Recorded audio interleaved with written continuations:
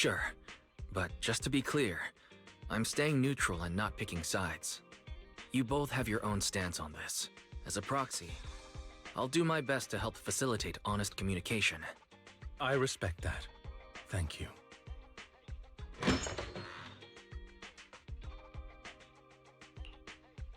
Miss Vivian, I'm very sorry about Hugo. You don't have to explain anything. I'm also part of Mockingbird. Mockingbird stands on more than just gain, so it won't fall when fortunes shift. Hugo had his fixations and ambitions. I also have things I must see through. I'm determined to get to the bottom of the Exaltists and the sacrifices. Miss Vivian, as a former member of Mockingbird, you have my deepest respect. You have my word, whatever comes next. I would never harm you or Master Proxy. As for Hugo, please accept my condolences. Condolences? That's not necessary. Mockingbird has plenty of tricks up its sleeves. This isn't the kind of act that ends so easily. Wouldn't you agree? You're right.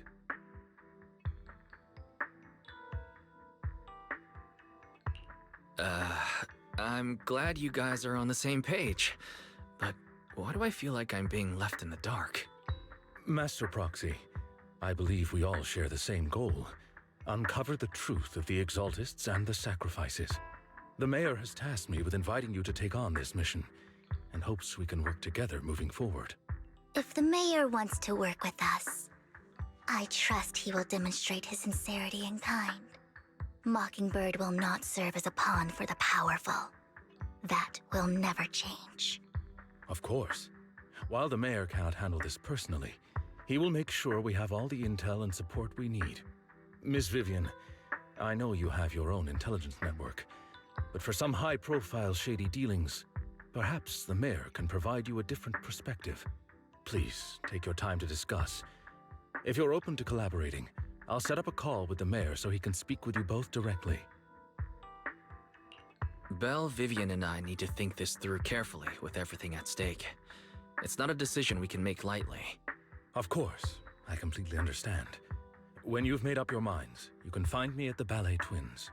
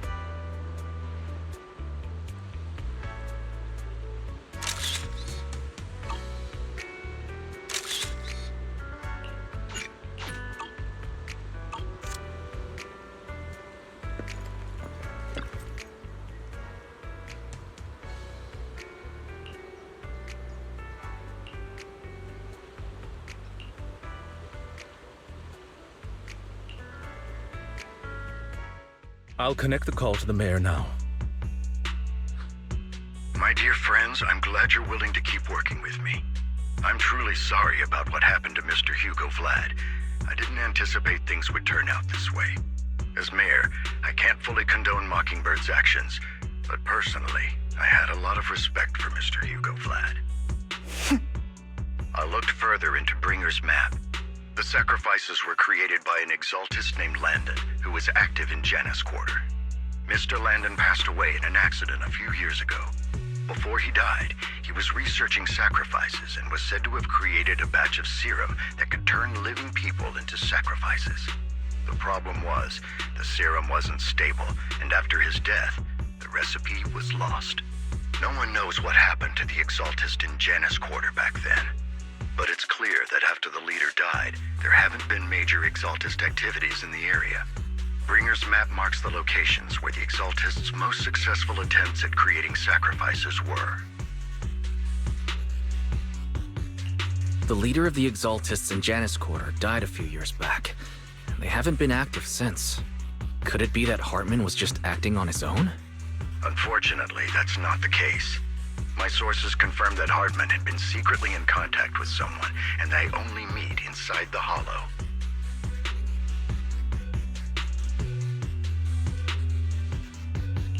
Is it possible it's someone from TOPS? TOPS is a huge alliance of corporations. They wouldn't bother getting their hands dirty. Instead, they just sit back and reap the rewards. Everything Hartman is doing is to secure his place in TOPS and strengthen his power within the Ravenlock family.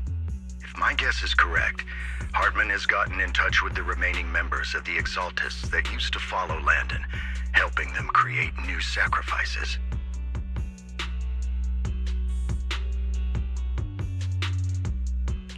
But what's in it for TOPS? There's no way the Exaltists would just hand over their secrets-bound sacrifices to Hartman, right? A sacrifice outbreak would throw the city into chaos. And that's when TOPS steps in, taking control of the situation on their terms. The public will see the mayor as incompetent, while TOPS comes off as the real protectors of the city. And when that happens, public trust will shift towards TOPS. And Mr. Mayor, you might find yourself in an unfavorable situation. Still sharp as ever, Miss Vivian. So, what exactly do we stand to gain from partnering with you? Please don't tell me you're doing this out of some noble concern for your citizens. I'm not some hero of justice, and I don't believe in lofty ideals or empty promises. We have a common enemy. While our ideologies may differ, we can work together on this. And as proof of good faith, I may not know exactly where Hartman is, but I can fan the flames over Mockingbird's death and escalate conflicts within the Ravenlock family. So it was you behind the rumors. No wonder I couldn't trace the source of the public outcry. I'm not the one who started the rumors. I just helped them spread faster after they leaked. And I pulled a few strings to make sure the story painted Mr. Hugo Vlad as a heroic figure who was unfairly persecuted. As I said before, I had a lot of respect for him, and I'd be happy to clear his name. Now let me lay out my terms for collaboration. After looking into it, I found that the dormant sacrifice you discovered wasn't the only one. There are more places where sacrifices might be lying dormant. Too many eyes are on me right now, so I can't send my own men to deal with it. I'd like to ask you to retrieve the sacrifices from those locations. I'll make sure to dispose of them once you do, so no one will be able to use them again. On top of that, I've asked a friend to help monitor your physical condition, and maybe even uncover more of your potential. Her research overlaps with your teacher's work. You don't need to worry about her capabilities. She's a voidhunter rank special investigator.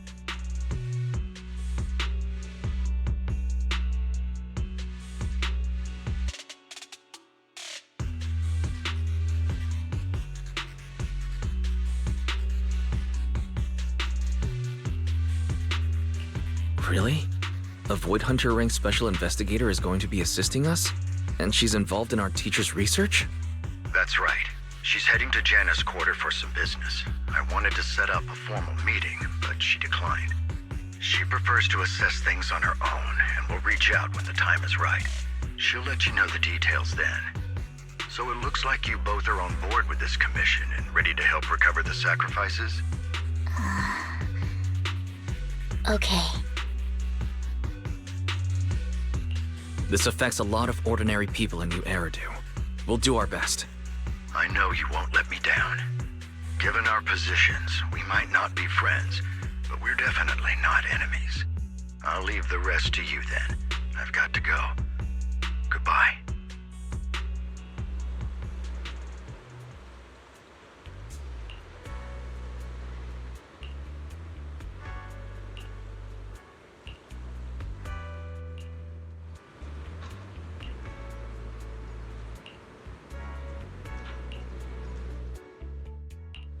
This is the path I follow.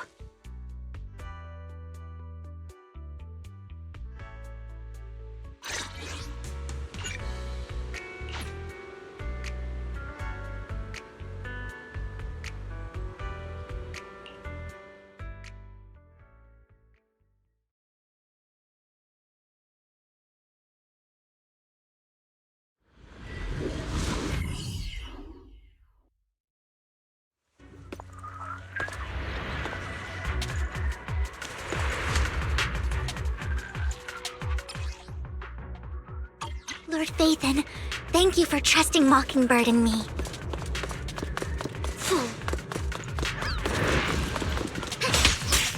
Okay. Got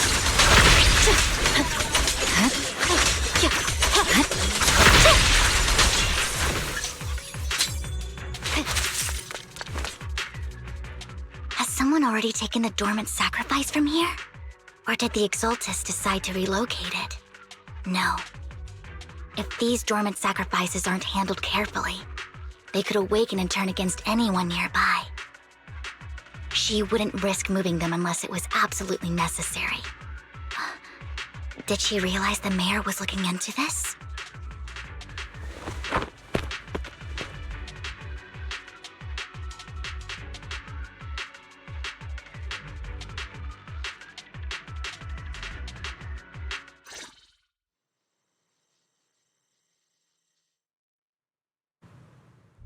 Did Hartman just make up this intel to get a shot working with us at Tops? I've been walking around forever and haven't found a thing. The Ravenlocks have always been a shady bunch. No surprise they've gone downhill over the years. I heard they were pretty loaded back in the day. What kind of business did they run? No clue. On the surface, their businesses seemed legit, but who knows what was happening behind the curtain. Probably something with the sacrifices. I mean, how else would he know about the dormant ones left around here for years? And he was so sure that even if those original sacrifices didn't work out, he had a backup plan. Backup plan? What could that be? Well, that's beyond me. I just happened to overhear something while I was next to Mr. Edmund one day. What's Tops planning to do with all these sacrifices, huh? For research? Do you think we'll ever have a normal life in the Hollows? Don't ask questions you shouldn't be asking. All right. There's nothing here anyway. Let's leave the Hollow and report back on what we found. And we'll make it just in time to clock out for the fieldwork shift. Let's get out of here first.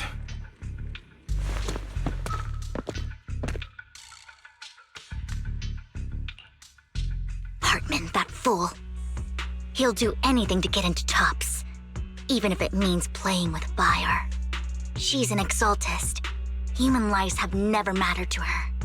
The more people get dragged in, the greater the danger. Vivian, you seem a bit frazzled. Who's this she you keep bringing up? I apologize for losing my composure. Please don't mind me. The she I'm referring to is with the Exaltists. Someone I have a history with. That's why the moment I heard about the sacrifices, I felt compelled to uncover the truth. I never meant to hide anything from you. It's just that, for me, the Exaltists bring back painful memories. And I'm not ready to face them yet. So, Lord Phaethon, please give me a little more time. Once I've gathered my thoughts, I promise I'll tell you everything. Sure, I'll stop asking. What's more important than an unspoken past is the person standing in front of me now. As for everything else, we can talk about it whenever you're ready to share. Lord Phaethon, if we weren't in such a hurry, I'd spend 3 whole hours singing your praises. I'll make note of this and make sure to get it done before bedtime. First things first, let's track down those dormant sacrifices. The Exaltists have probably realized someone's after them by now. I wish we knew what Hartman's backup plan is. I just can't shake the feeling that something bad is about to happen.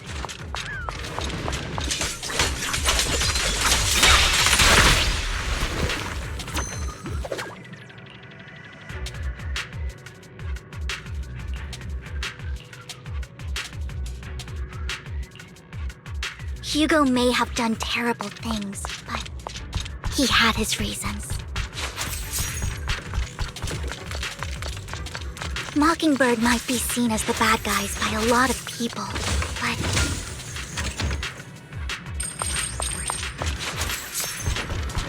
ironically, joining Mockingbird is what put me on the right path. Nothing here either. Are we too late? There's someone up ahead.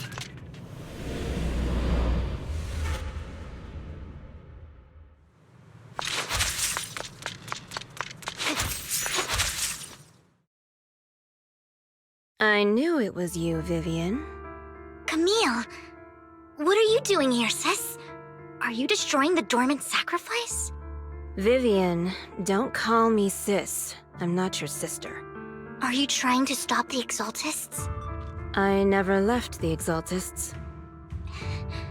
You know what Landon did back then! Lord Landon did it for the Creator. His methods may have been extreme, but they were necessary. Back then, you walked away. You should do the same now. We didn't meet today. Take your friends and leave. What's wrong? Are you being forced into this? I can help you. Help me? Like how you helped her? Vivian, you're crying. You see me, don't you? No, You haven't changed a bit, Vivian. No need to hide your tears. I know exactly what's ahead for me. You've made your choice, and I've made mine. One last piece of advice. Stay out of this. She loathes you. I won't tell her we met today. Don't show yourself around us again. Camille!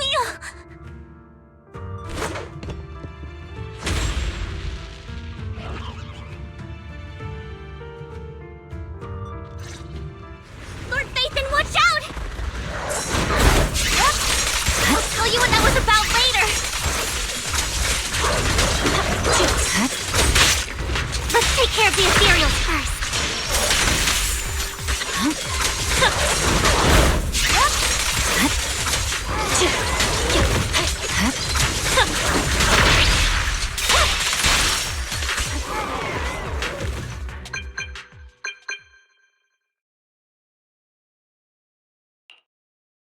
You've been gone forever. Did you run into any trouble?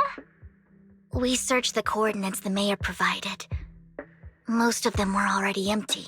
No dormant sacrifices. Camille, the Exaltists have been actively destroying the dormant sacrifices. Why would the Exaltists go after the sacrifices?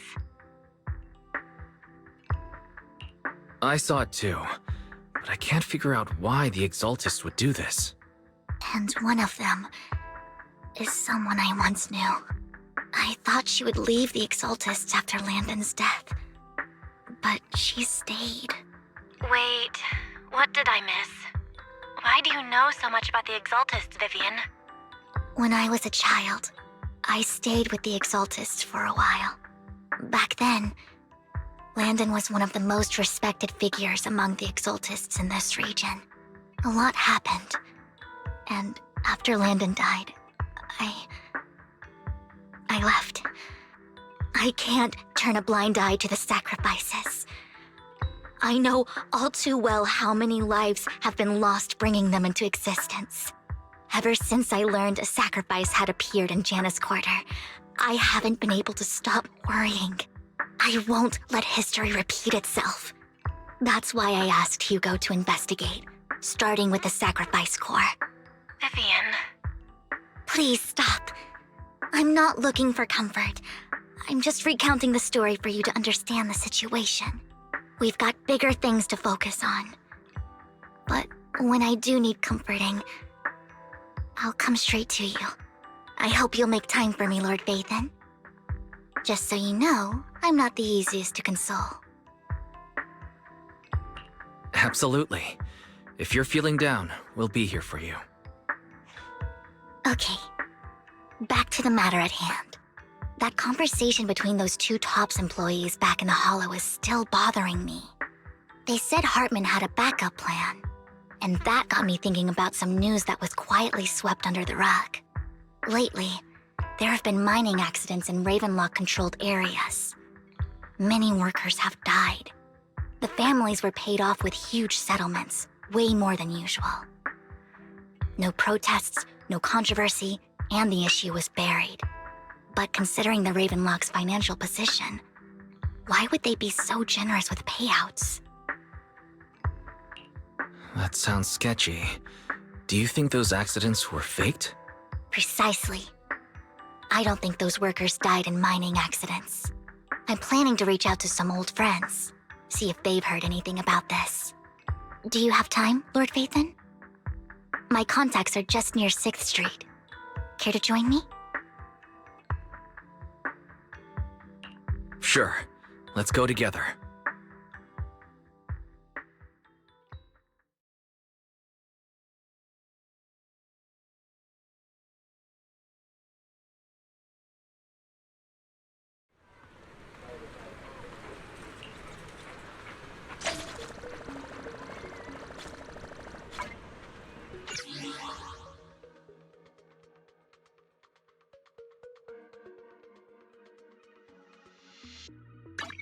Eradicate all evil.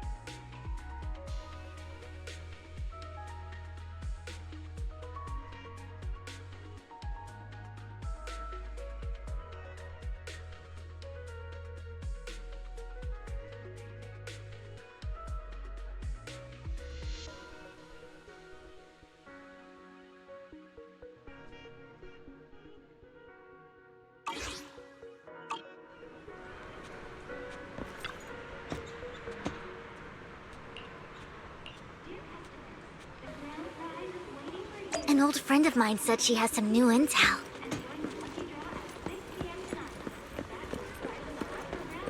She's like a mentor to me. I learned a lot about data scraping on Internet thanks to her.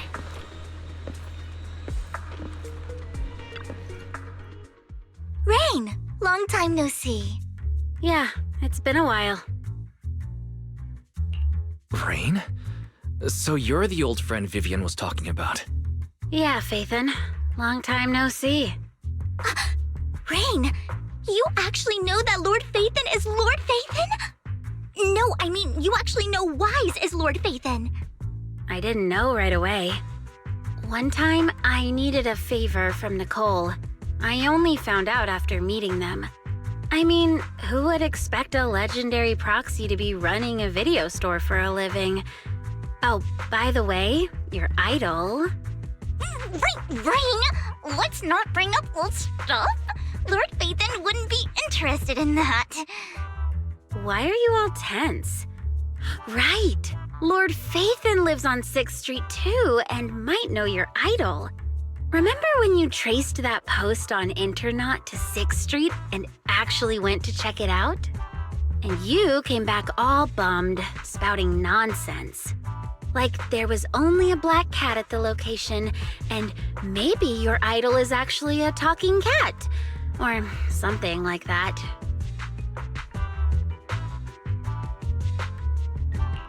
I think I know that black cat. It hangs around our shop now. Lord Phaethon, please, let's drop this topic. Come on, Vivian. It's been years and you still won't say who your idol is. If you'd just let me, I'd have tracked them down ages ago. I get it. You want to find the person who's important to you on your own. But you've tried so hard already. It's okay to lean on me a little, you know. I'm sure your idol won't hold it against you. I shouldn't have come to see you. Huh? What's wrong? Rain, Vivian said you might have some intel for us. Should we get into that first? All right, let's get down to business.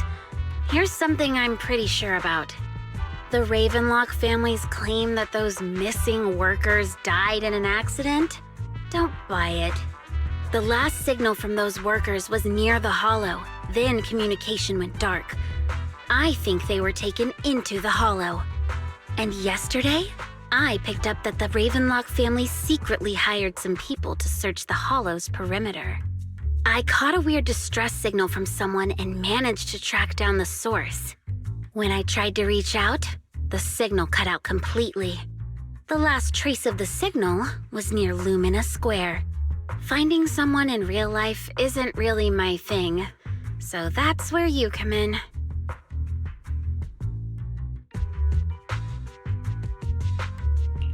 Okay, we'll take a look around. You just said this is something you're sure of. Do you have anything you're not so sure of? I dug up some info online, and one thing stood out. A few days ago, there were some creepy sounds coming from an abandoned warehouse by the port. The place was locked up, so no one could see what was happening inside. Not sure if it's related to your search. If you don't find anything useful around here, it might be worth checking out. Well, that's all I have for you. Thank you, Rain. Don't get all emotional on me now. I'm just helping out a friend. This one's on the house. Consider it payback for the favor you did me last time. But if you still want to find your idol, hit me up. I've been curious for what... All right, don't worry about it. I'll manage it myself. Stop being so nosy, Rain. Nosy? Nah, just professionally curious. What kind of person is worth all this searching, huh? But honestly, whoever they are in real life, they've become a part of you. You've come a long way in this search, Vivian. I much prefer the person you are now. So if you find this person, don't chicken out. Go meet them. People will appreciate you for who you are. Rain. I might not care about the real world or what it'll be like, but I hope everyone I know can live a good life. I'm counting on you to save the world, guys. All right, I have other business to take care of, so I'll leave the rest to you.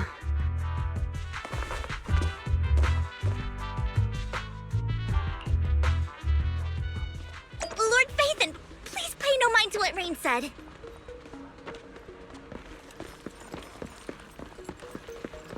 Ahem. That big guy's up ahead. Let's hurry.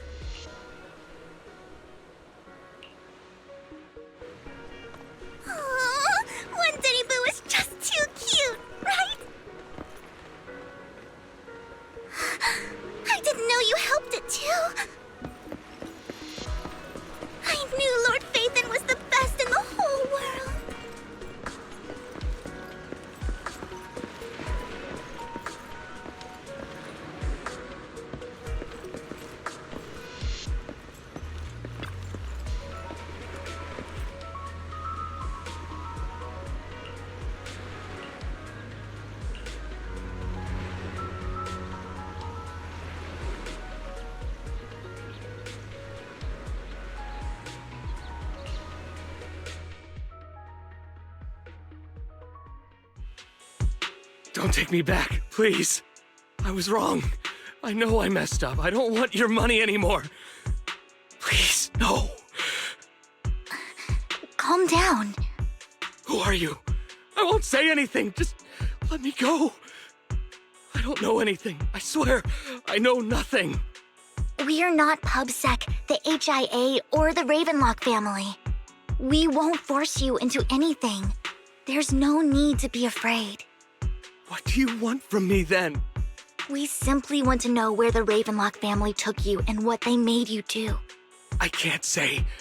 I can't tell you. I have a family. They'll hurt them. You never saw me. Please, just stop asking. Don't you wish to see your family? I don't deserve to see them. It's my fault. I was greedy. I did this to myself. But your family must miss you dearly. I'm sure they won't blame you. No, it's my fault. It's all on me. I don't want to drag them into this. If the whole ship is sinking, no one on board can escape. I'm just a nobody. And right now, there's nothing I can do to change anything. If you care about your family and friends, now is your chance to stop the disaster before it's too late. Even a butterfly flapping its wings can send a tsunami surging across the ocean. No one knows how this will turn out. But if you do nothing now, the only thing waiting for you at the end will be regret. We're not here to turn you in, and we won't force you to confront them. You'll be safe with us. I'll help you return to your family. But you must tell us precisely what happened. Hartman offered a huge amount of money, looking for workers to go into the hollow to guard something. The money was way too good. We all kind of figured something wasn't right. I thought it was just smuggling or guarding some kind of illegal ether resources, so I signed up. After we sent in our applications, Hartman's men took us into the Hollow. The first place we went, there was a strange box. When we got there, they handed us some pills, saying they'd improve our aptitude for ether, for us to last longer in the Hollow. But after I took them, everything went fuzzy. Something was definitely off about those pills. When I woke up, I saw my coworkers dead in front of me. And there was blood all over my hands. They said something about me being a good experiment, moved me somewhere else, and locked me up. They wanted to inject me with something. I got scared and didn't know what was gonna happen. But then a blonde guy found me, gave me a carrot, and let me go. So I escaped. I didn't want to kill anyone. I don't know. It wasn't your fault that your coworkers died. You were just a tool in their hands. Do you remember the place they first took you? Do you know what was in that box? I only remember the first place was like a rooftop. I think it was on top of a tall building. What exactly was in that box? I can't remember. I'm not lying. Those pills they gave us, they make you hallucinate. I took just one and my mind felt like it wasn't my own. My memories turned into a blur. I'm telling the truth. I'm not trying to run from my mistakes. I just really can't remember what happened. I know you're not lying. We'll arrange for your protection. You can rest easy and recover, and your family won't be dragged into this. Once this is all over, you will be able to reunite with them.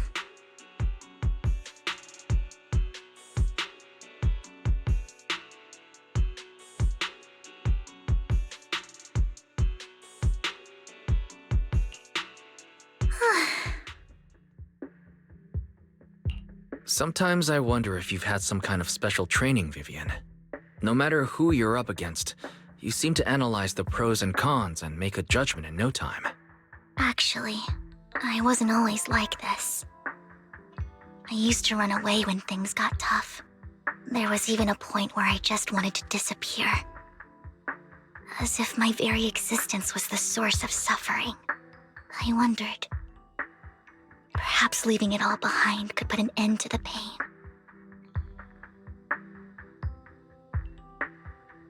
It's hard to picture that. My first impression of you was pretty, assertive. Well, I was on a mission at the auction when we first met. And just as Rain said, I've come a long way from who I used to be.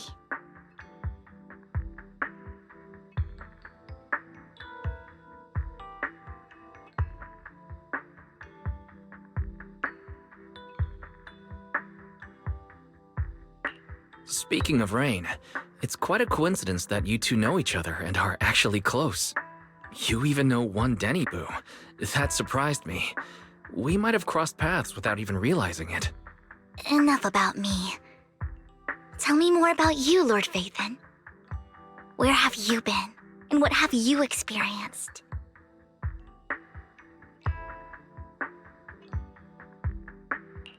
Looking back, it feels like I've been through a lot lately. Belle and I even lost our Vathan account. It's a long story, starting with how the Cunning Hares took something from the Red Fang gang.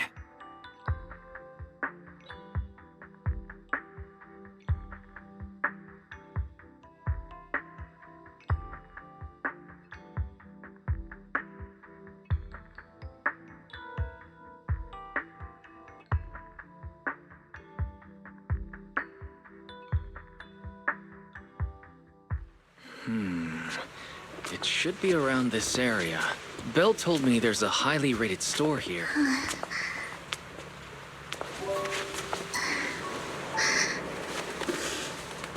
Lord Vathan! What's wrong? I've seen that black cat on 6th Street. That harmonica in the outer ring you mentioned. I've heard it before, too. I've even been to the monument outside Hollow Zero. But none of that was a coincidence. It was me.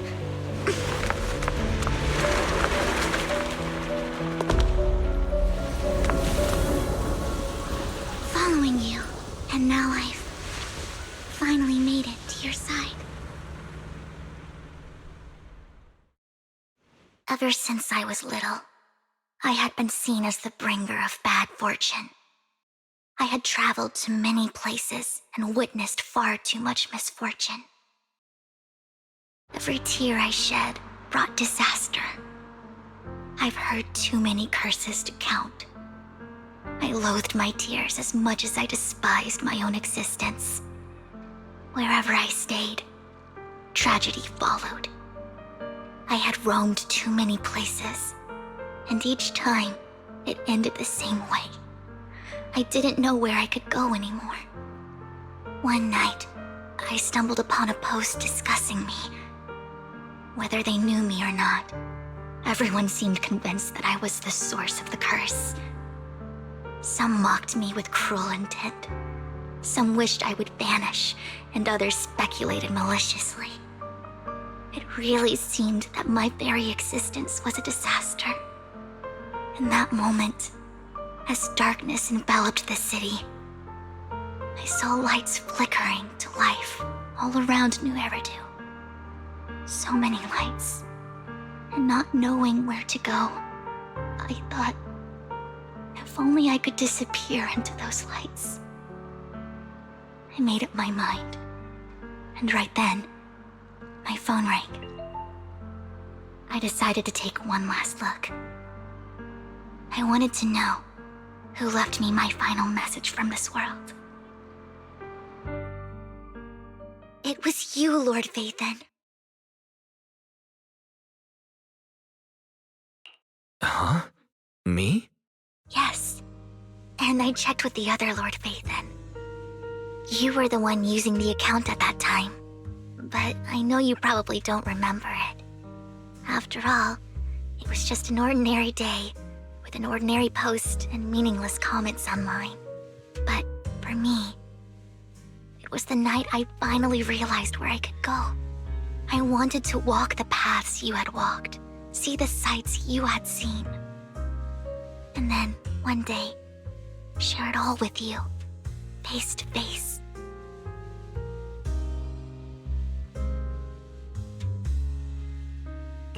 So, I have to ask, what exactly did I say in that reply? Well, you'll have to figure it out for yourself. I'm not telling you.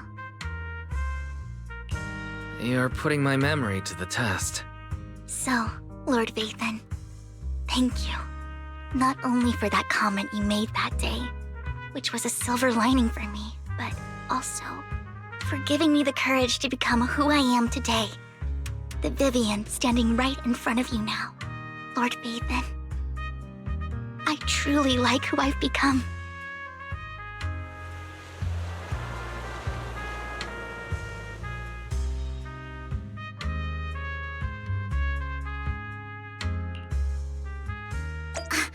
Lycon just sent a message. There's an update. Let's head back to the video store and go over the details together.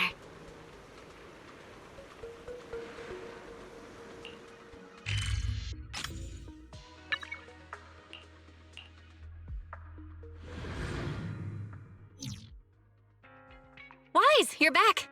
Looks like Lycon's tied up with something. He said I should just chill until you're back, and then we can talk online. I'll call him now. Master Proxy, Miss Vivian.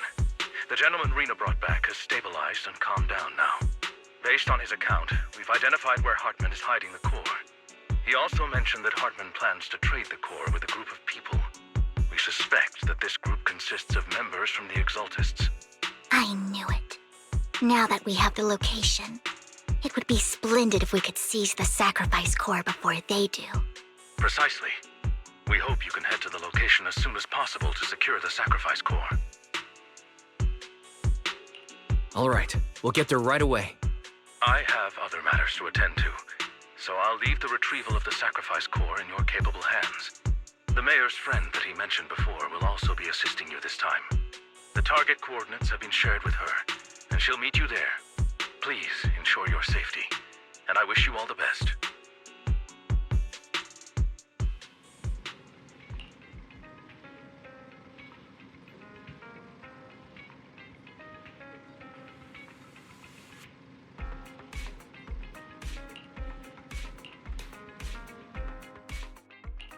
Eradicate all evil. Need a fortune telling?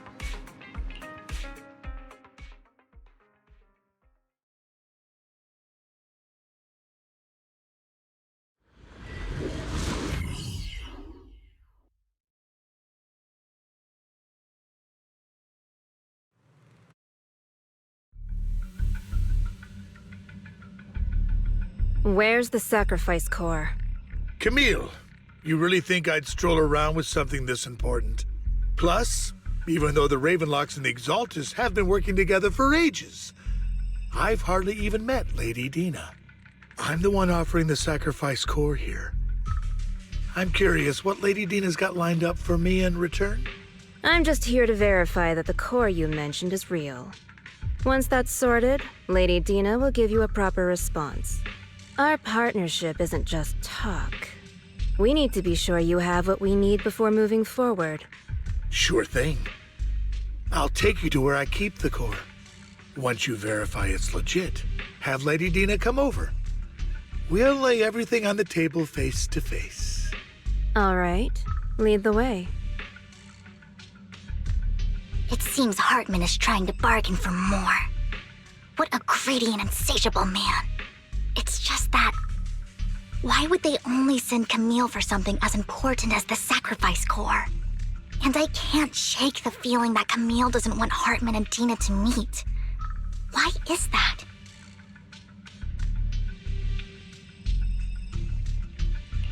So this Dina they were talking about, is she the leader of the Exaltists?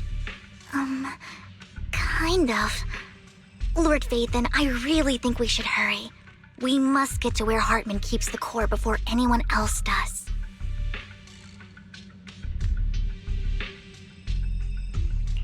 I've mapped out a shorter route, but there will be ethereals along the way.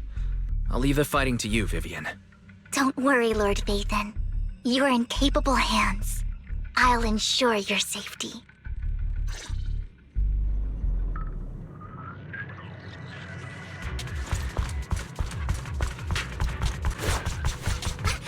Ethereal! Stay away from Lord Vathan!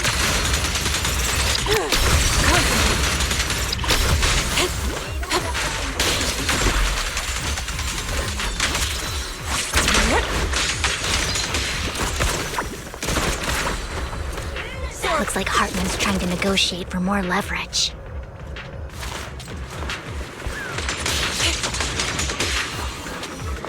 Let's get out of here before we're spotted.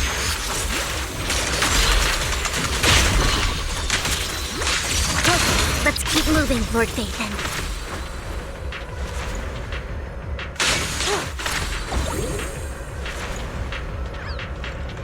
Leave the enemies to me, Lord Vathan.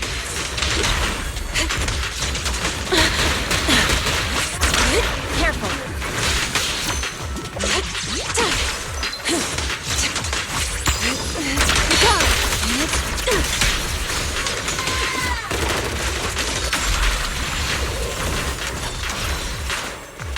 Let's get still.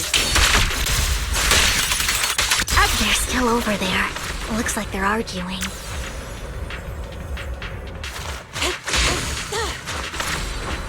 No matter who has the sacrifice core, Hartman or the Exaltists, it would be really dangerous.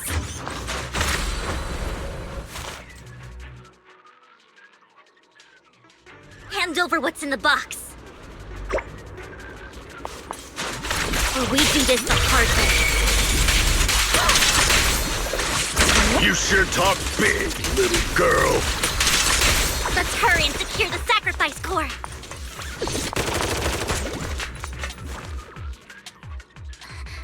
So Hartman never kept the core here to begin with? How did you even find your way here? Where's the core in the box? What did you do with it? You call this keeping the sacrifice core safe?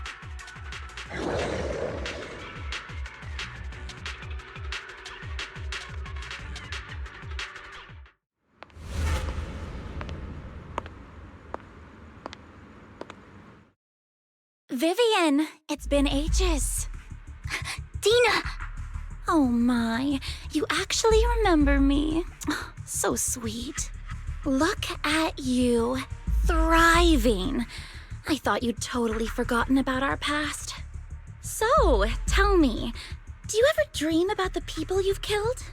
Are they crying in your head all night? Back then, I had no idea. You had no idea? While you were soaking up all that love from your daddy and everyone else, you had no idea what was going on? I wasn't... Lady Dina, Miss Vivian didn't actually... Camille, when did I say you could meet up with Hartman today? I just wanted to make sure the sacrifice core is legit. I was worried Hartman might try to pull a fast one on us. Really? So loyal. I thought you'd be more like the old days. Just a few words from Vivian and you'd be plotting my demise. Just like what you did with Father.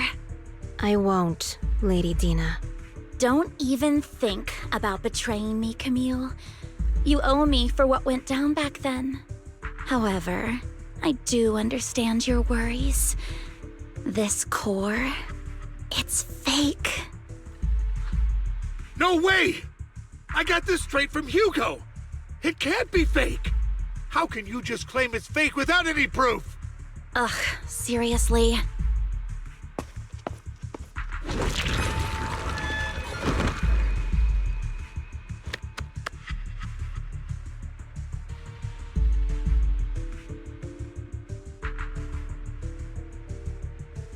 The sacrifice core can max out the ether particles within human bodies in no time at all.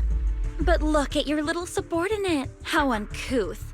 He's making noises like some animal. Can you shut him up? So annoying. The masterpiece Father made for the Creator isn't this worthless piece of junk you're holding. So, the real core. Vivian, where do you think the sacrifice core is really at? I don't know. If I knew where the real core was, I'd destroy it without a second thought. Dina, you understand what the sacrifices are. And you know those who were blessed should not have to endure such horrors. Oh, they shouldn't have suffered those horrors. Weren't you the one who decided if they'd be blessed or not? If it weren't for your tears, how would they have encountered such misfortune?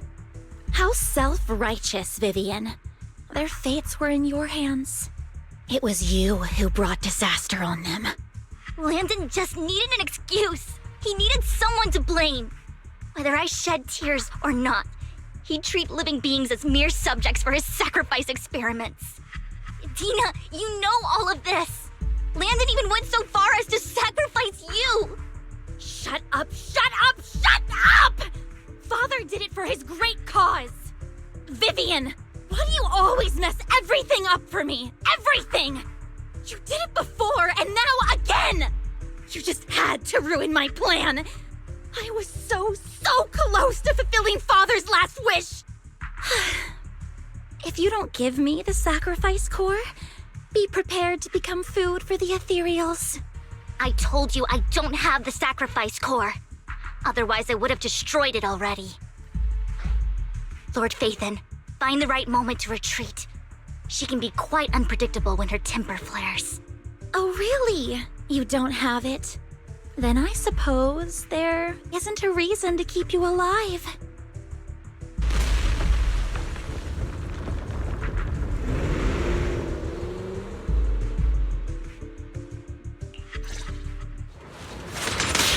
Look out! More ethereals are coming! Step back. Let me shift. Too many. There's no chance to get out of this!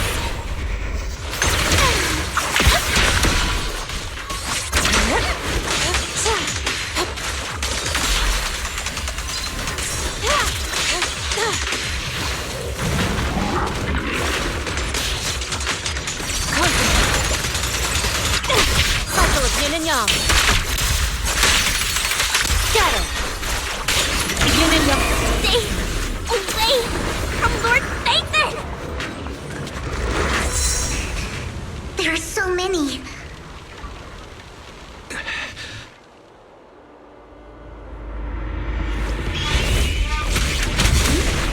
It's ink?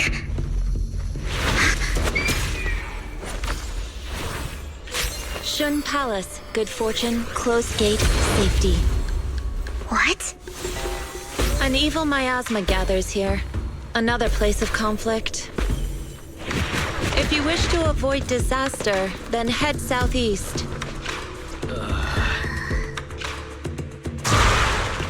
Now! Thank you.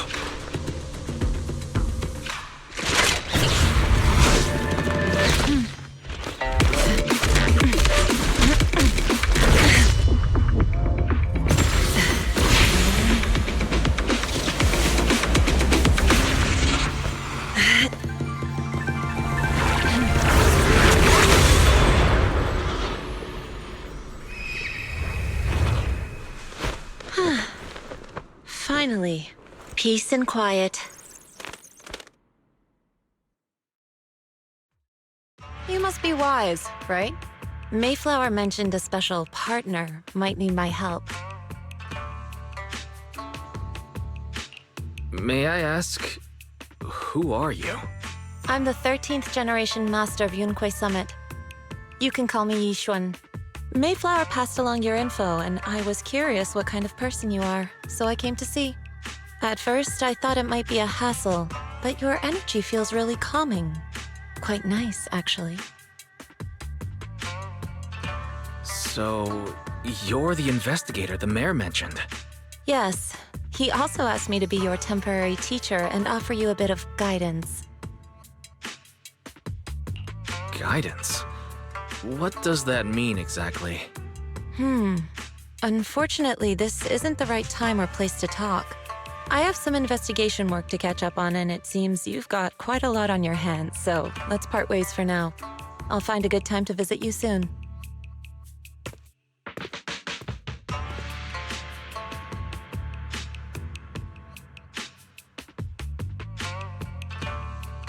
I'm so sorry, Lord Vathan. I'm just not feeling very well. I think I'll head back for now. I'll investigate the sacrifice core and reach out once I find something. You don't look so great. Let's get out of here and figure things out later.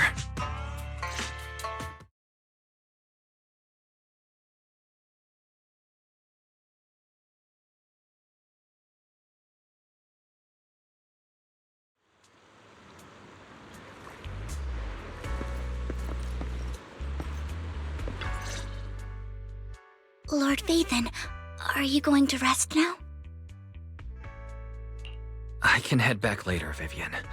You seem a bit off since we left the Hollow. If you want to talk about what's bothering you, I'm here. Sometimes it helps to get it out. I didn't mean to keep my past from you, Lord Vathan. When I was little, people thought I brought misfortune, so no matter where I went, no one wanted me around for long. Then, one day, Landon adopted me and brought me to the Exaltists. There, I met Dina, who was so kind to me, treating me like a dear sister. She told me her father, Landon, was a great man who'd one day make everyone stop fearing the Hollows, so all life could live freely inside and outside of them. Dina helped Landon pick people for the blessing, and everyone in the Exaltists respected her greatly.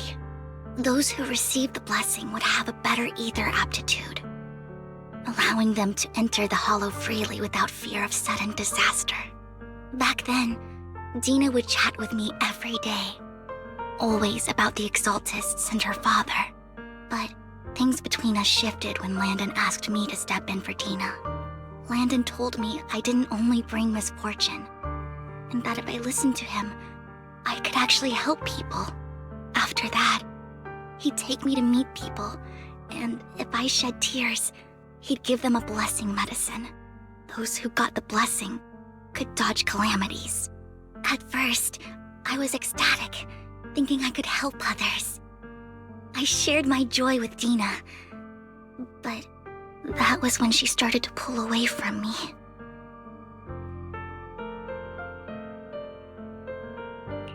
Was that blessing medicine the same sacrifice serum Bringer had? Yes. To be precise, it was an early version of the sacrifice serum. Landon's medicine wasn't stable. The medicine Landon developed could boost abilities quickly, but also sped up the development of ether corruption. In the end, most people turned into ethereals, and a few became sacrifices, losing all human consciousness. The ethereals were killed while the sacrifices were given to the higher-ups of the Exaltists. The Exaltists wanted the sacrifices to hold human consciousness, so Landon's medicine was seen as a failure, and he gradually lost influence within the Exaltists. One day, I saw Dina, and tears streamed down my face. In a bid to save his reputation, Landon decided to let his own daughter receive the blessing.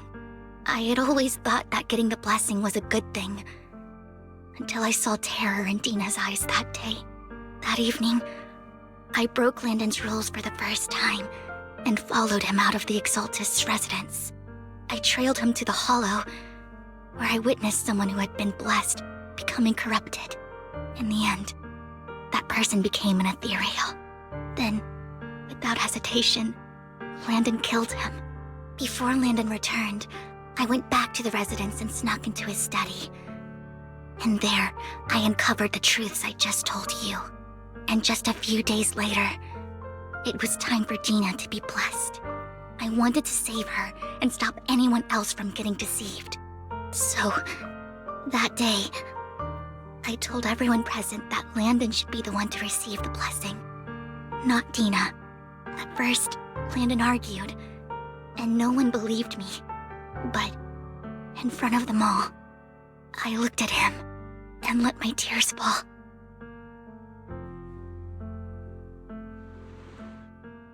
Lord Landon, please accept the blessing. Vivian, you... Why won't you accept the blessing? Were you lying to us?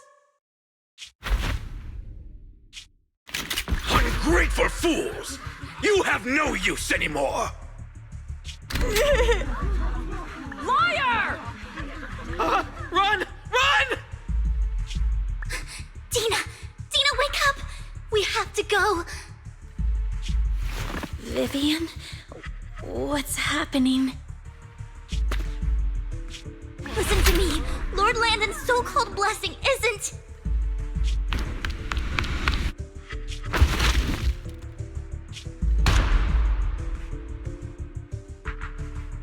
Father!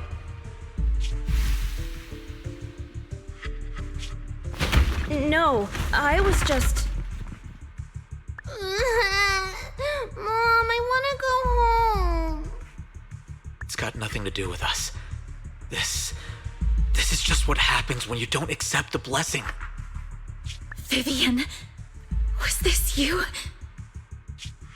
Dina, I just didn't want you to accept the blessing. Everyone who does ends up... I just don't want to lose my father. You knew?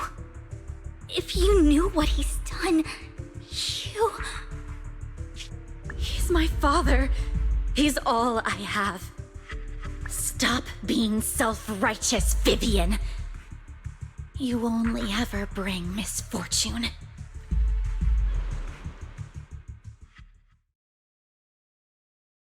I thought once Landon was gone, Dina would leave the Exaltists. I never expected her to continue his research, or that Camille would stay. Camille lost her entire family in a hollow disaster, so she's always supported the Exaltists. She's not a bad person. She's just someone searching for hope. She joined the Exaltists very early on, and even watched Dina grow up. That day, she was just so desperate to save Dina that she... All these years, she's been following Dina, taking care of everything out of guilt, I think. But I I didn't just fail to save Dina. I trapped her. I see misfortune approaching, but I can never change its course or avoid the bad ending. Maybe I really am a bringer of misfortune.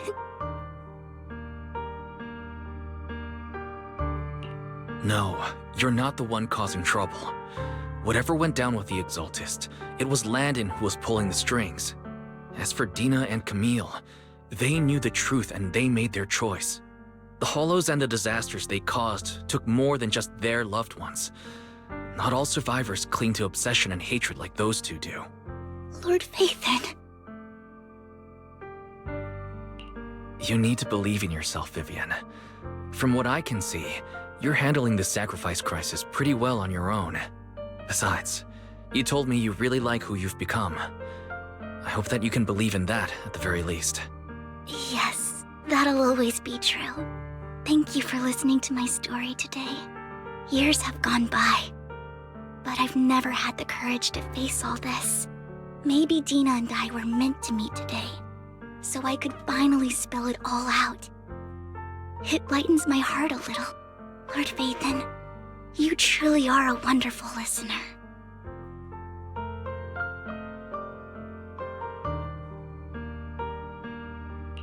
Not just today. Whenever you're feeling down, note that I'm here for you. I will. It's been such a long day. You must be exhausted. I'll track down the location of the sacrifice core and let you know what I find. Good night, Lord Phaethon.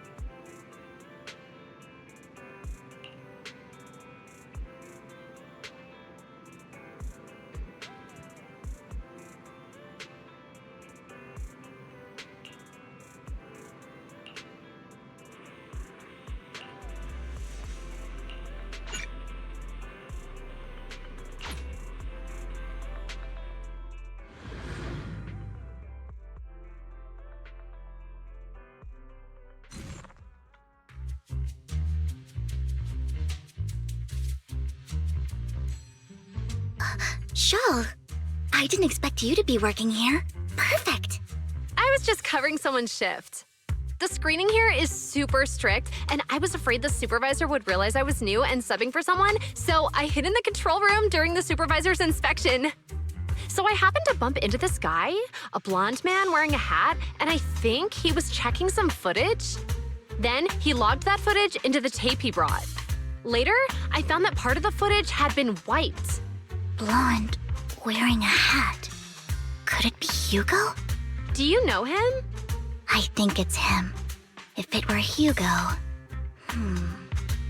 think I know where he would hide the tape. Thank you, Shaw. You were a big help. Great! You also helped me a lot when I started working. I used to make mistakes all the time.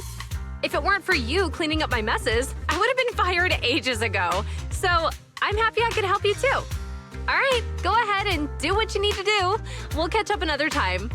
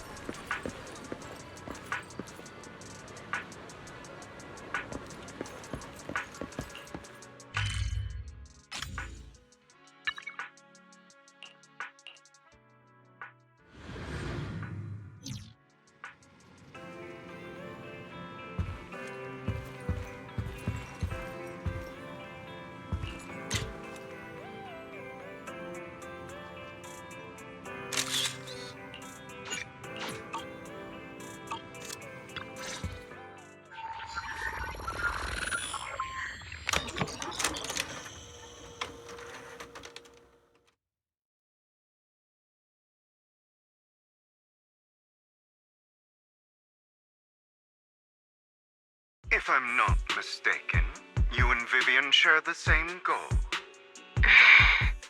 Silence is no good for negotiation. I just don't want Dina to reach a point of no return. Hasn't she already reached that point with what she's doing?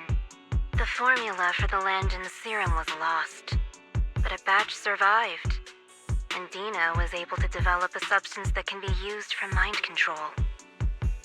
She's trying to combine the two to make sacrifices that would obey human commands. If the dormant sacrifice and the remaining Landon serum are destroyed, we can put an end to this. Dina's concoction can't create sacrifices on its own. And the sacrifice core? That belongs to the creator, not her. Although I find Landon's methods despicable, I can't deny that the Exaltists and the creator are leading us in the right direction. I just don't want Dina to spend her life trapped by her father's mistakes. I mean, no offense, but I find your protectiveness rather weird. I will confirm the location of the dormant sacrifice and find the chance to relay the information to you. I do not want any of my people to be going into danger. As for the sacrifice core, I can only guarantee that it will not fall into her hands. As for how things will ultimately play out, the creator will guide me.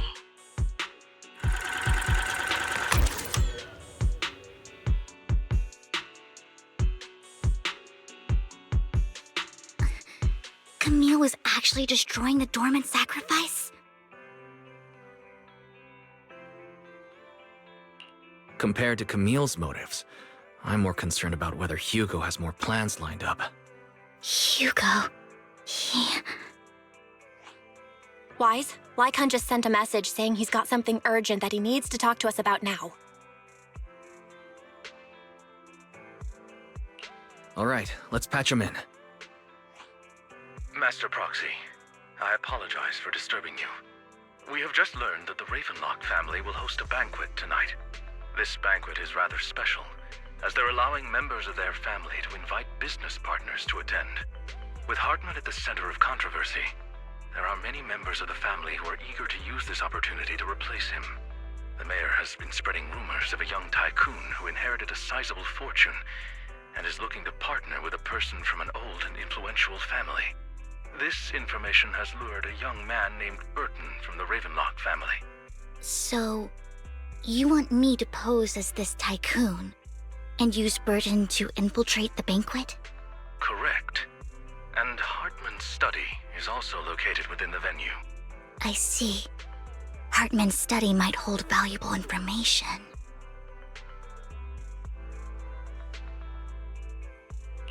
It seems like there's nothing left for me to do. You can attend as her +1. +1? Lord Phaethon, please go with me! Master Proxy, it seems Miss Vivian requires your presence, so... Yes! Just your presence will help me immensely!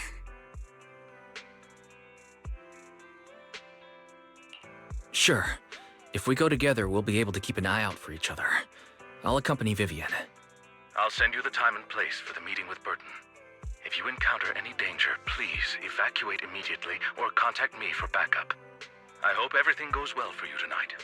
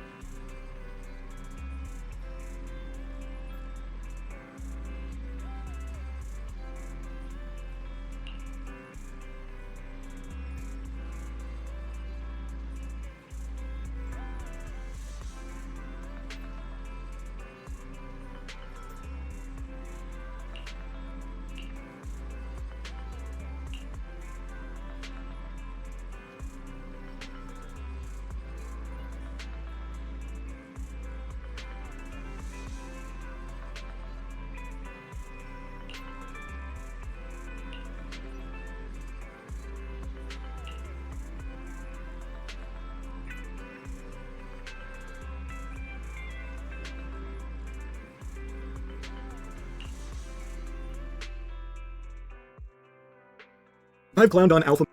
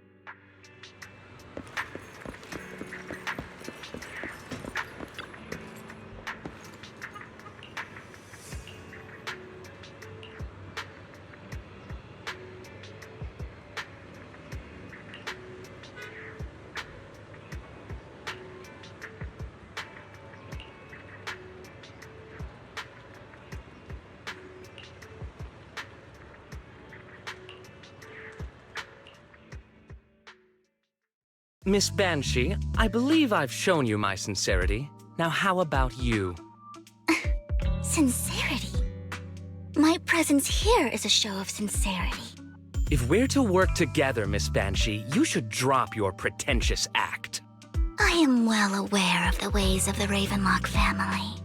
If I were to come empty-handed, I probably wouldn't even be able to make it out the front door tonight. Since I agreed to come with you, and even brought along my most precious companion, does that not show my deepest sincerity? No need for such an off-color joke. Our door is always open for those coming or going. We both know what's what, so let's cut the small talk. I know far more about how the Ravenlock family made their fortune than most here. I am also well aware of why Hartman, despite such a massive scandal, still remains in power. Oh? Do tell.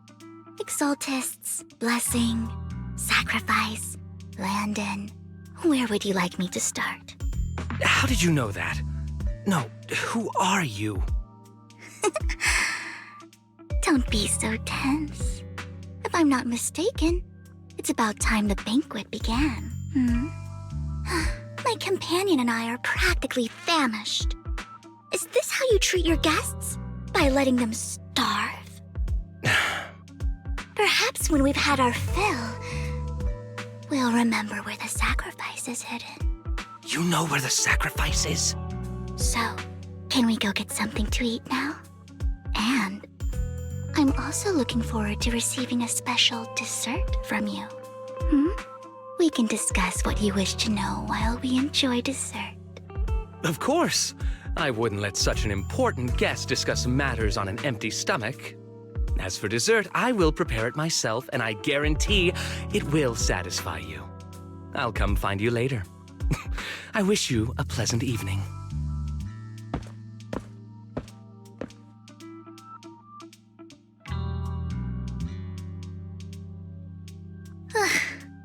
These kinds of people are exhausting to deal with. I really don't know how Hugo used to put up with it.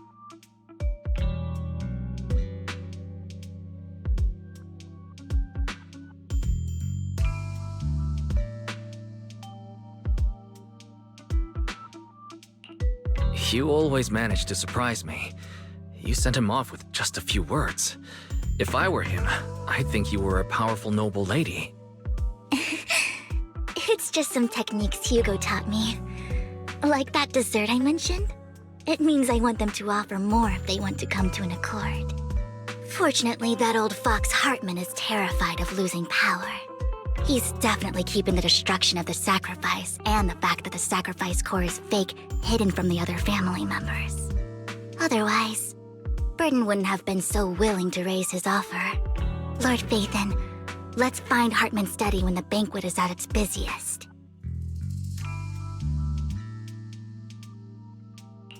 All right.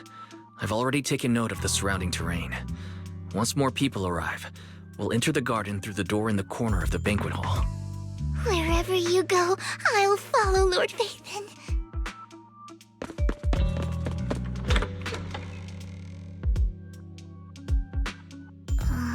Isn't this going a bit too well?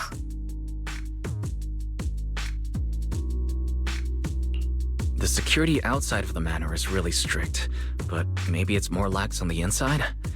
Just in case, though, let's contact Lycon. Right. Having some backup would be safer.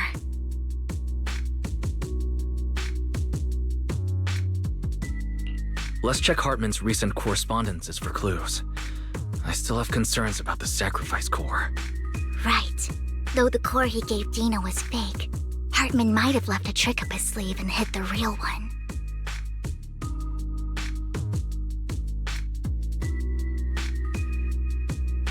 Then let's split up.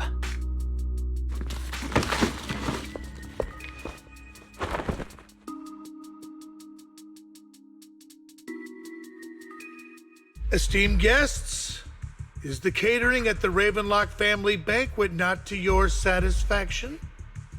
So much so that these two distinguished guests felt the need to come to my humble office to scavenge for food. Don't want to come out? Well, after all, you don't have long left.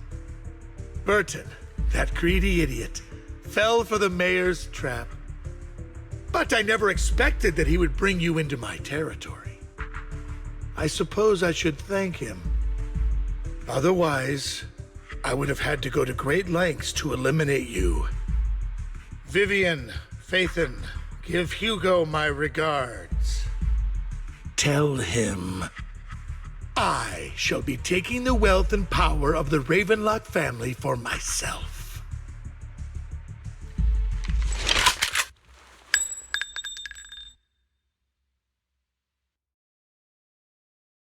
The bullet? How?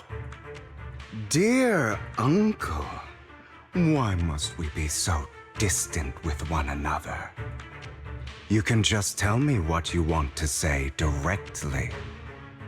Hugo! Impossible! You're...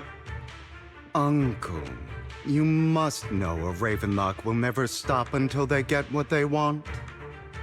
Did you really think I would be defeated so soon, when I have yet to trample you into the dirt? You filthy bastard! You only know how to resort to these petty tricks! Petty tricks?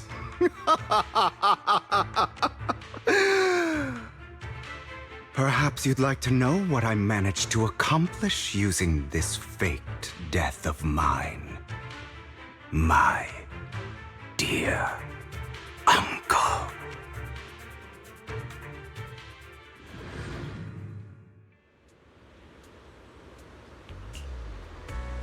Faking my own death.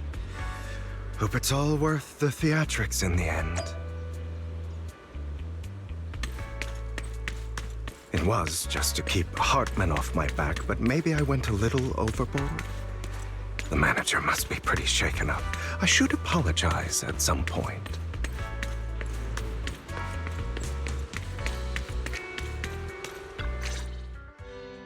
You're taking longer to rest than I expected. Lycon, you think too highly of my physical capabilities. Well, thank you for your cooperation. I must say, if nothing else, at least your acting skills have improved. Why do you look so angry?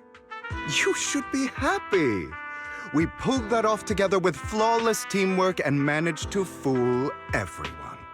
Drop your foolish facade. I'm glad you still remember the code we set all those years ago. And thank you for ensuring your sleight of hand didn't deteriorate. Oh, right. I should also thank the blood bag hidden in my clothes and our other props. Do you remember when we last used this trick? It was probably ages ago.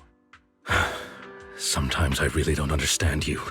Have you never thought about what the consequences would be if I didn't understand your code? If I decided against helping you? Or if I just couldn't control my strength properly? You'd understand it. Of course, if things really did go awry, I had alternative plans. You wouldn't be so arrogant as to think I'd bet everything on you, would you? You're insane. No, I'm flattered. So what exactly is the purpose behind all this?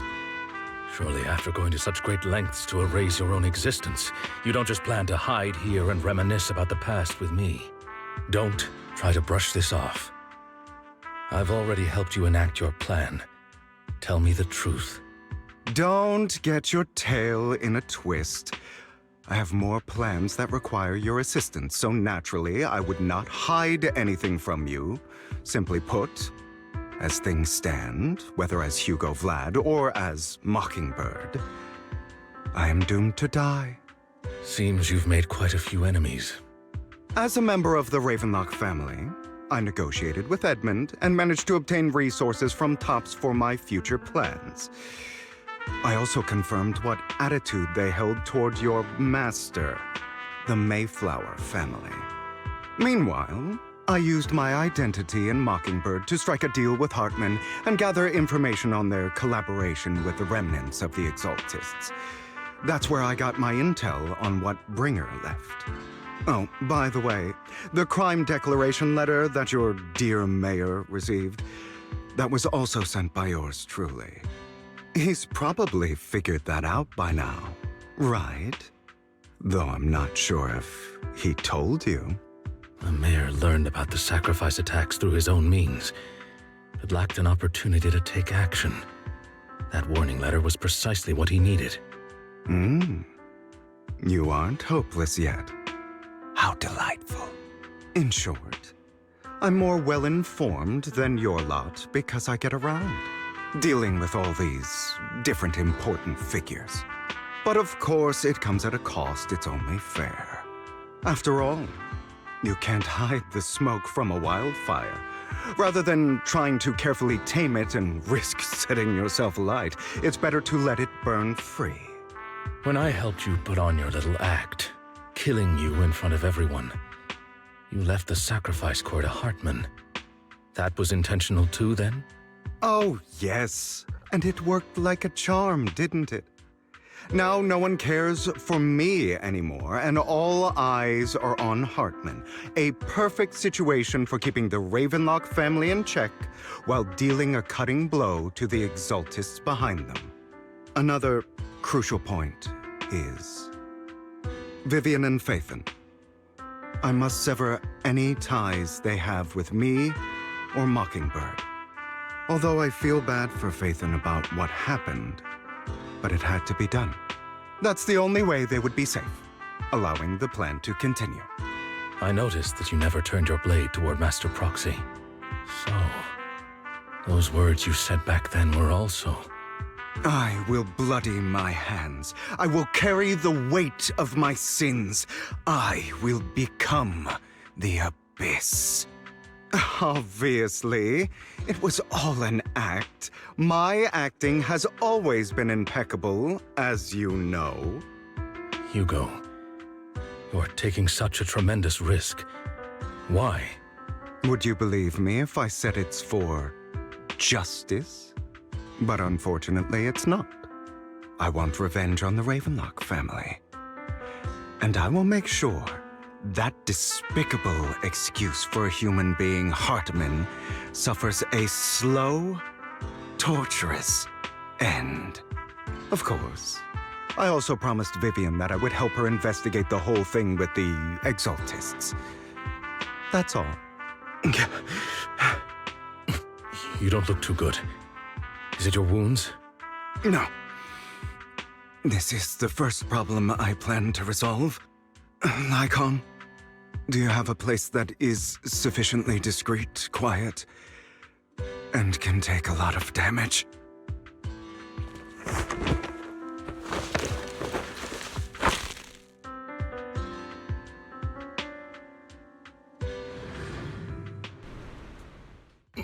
What exactly are you doing?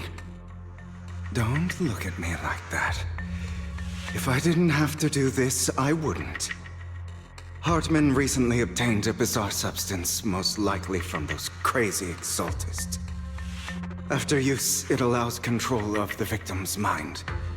To some extent. You were dosed with it?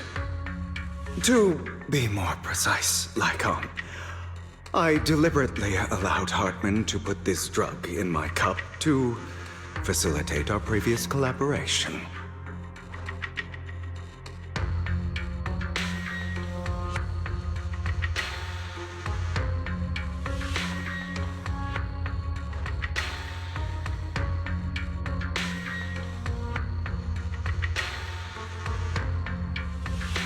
After finding out about it, I quickly found someone to help analyze its composition.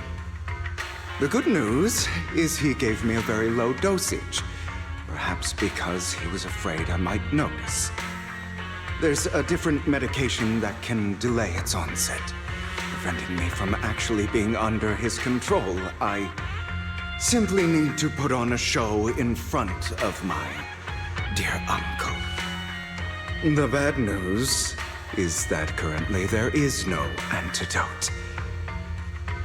When I delay those effects, however, they will accumulate and erupt when my body reaches its limit. It may even break my mind. And that's exactly what's happening now. I need to endure those accumulated consequences. So, I will lock myself in this room for however long that takes. I've tied my limbs to prevent me from smashing this place or accidentally hurting myself.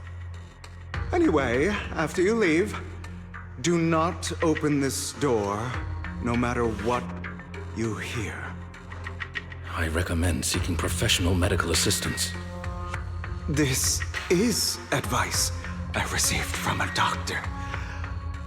Or are you saying you don't believe I can make it? So, Icon, come find me here at the scheduled time.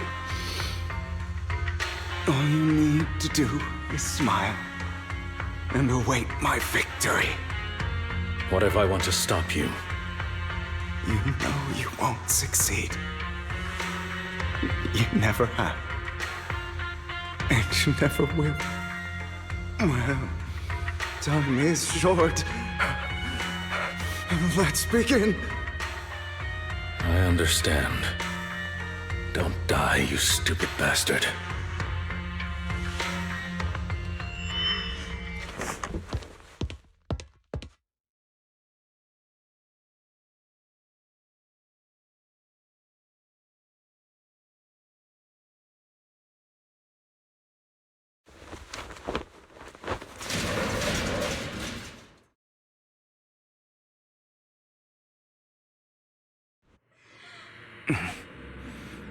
Is this because the side effects haven't worn off yet?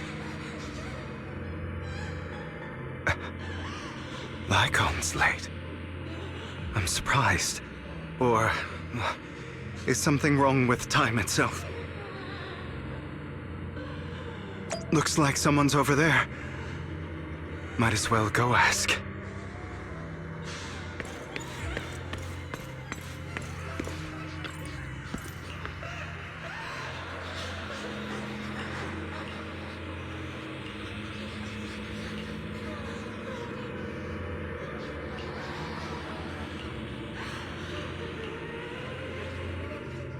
It's all your fault. I wish I had never given birth to you!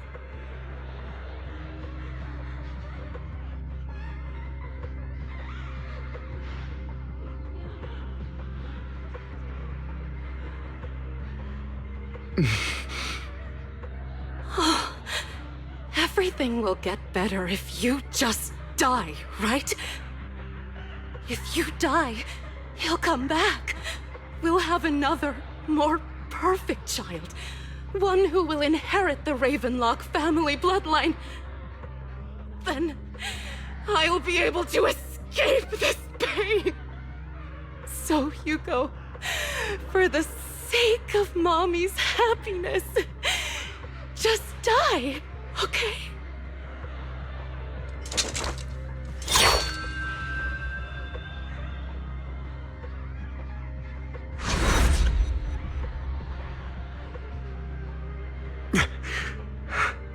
So, I wasn't awake yet after all. That's because you don't want to wake up again. Who are you? I am you. Hidden deep within your heart. Your most true self. You want to kill her, don't you? Your so-called mother. Every time she beat you without reason, when she tried to gouge out your eyes, when she sold you into that hell, laughing all the while. You wanted to be the one to end her life. Why not admit your hatred? As you are, you can hunt her down and make her pay for the living hell of a childhood she made you suffer. Yes, I hate her. I hate her because she was foolish and shallow, greedy and stupid. I hate her because she doesn't deserve to be a mother. She did everything she could to try and get into the Ravenlock family, believing she could live a life of luxury without having to do anything and never realizing she was a pawn, discarded from the very beginning. So she chose to blame me. Blame me for my heterochromia. Blame me for my very existence. But I won't kill her, because I know it won't change anything. She was incapable of loving me, just as she is incapable of loving herself. Have you been brainwashed by that dog? Keeping up the act of being some magnanimous and forgiving fool? Don't compare us. I've simply come to understand love or hate. I make my own choices, and they have nothing to do with anyone else. She sold you to the Ravenlock family for a huge sum of money. She used that money to start a new life without you. While she was indulging herself, you were going through hell in the Ravenlock Manor. Does it not torment you? Do you not feel the hatred? Do you not want to demand answers? Kill her. Only by killing her can you be truly free. For a long time, I thought the same way. But now, well, I want to make a different choice. Stop lying to yourself. You never had a choice. This weak-minded thinking will only lead you to failure. Like before, you'll be nothing but a worm, trampled into the dirt by those so-called elites. Do you still not get it? This is how the world is, and always has been. Hesitate and you'll be the victim. If you don't grab your knife first, you'll end up being on the other end of the blade. If you want to change anything, you must first become the one who makes the rules. Just like that woman. The only reason she could treat us that way was because we were weak. So listen to me. Find that woman, kill her, and prove to this world your strength! It's what she deserves! Why forgive them? They don't deserve it. I'm not forgiving them. Or rather, I don't care about them. They don't even matter, at least not yet. You know, Perhaps the person I hate the most, the one I truly cannot forgive, has never been someone else, but rather my weak, powerless past self who could do nothing but hide inside a closet and cry. I hate myself for having neither the strength nor the courage to resist. I hate myself for begging for so-called familial love, even after being treated so terribly. I hate that despite the pain of my wounds, I still hope to receive the carrot and not the stick. And that means you. Correct. So, I forgive you. I forgive myself. You'll regret this, fool. Your pretty words mean nothing. You will ultimately return here to me.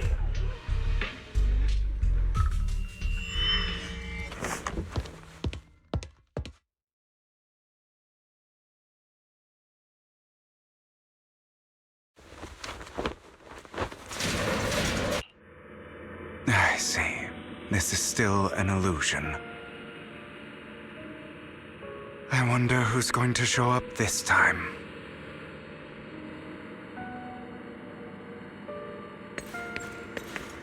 Brother! Hugo, let's play hide and seek! I'm already hiding! You'll find me, right? Like you always do! Serena.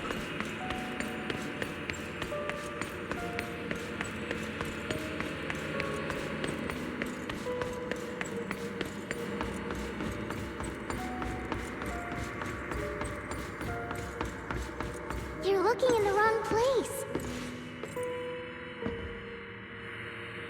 I found an even better hiding spot this time. Harder to find than any place you showed me.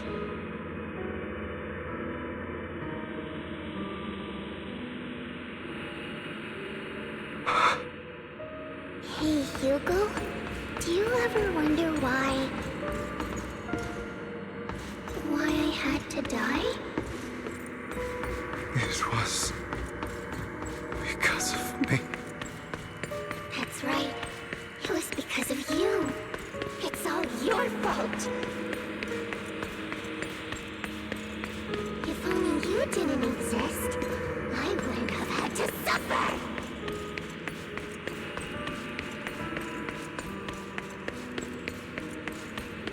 Still looking in the wrong spot. I can't believe you still haven't found me after all this time.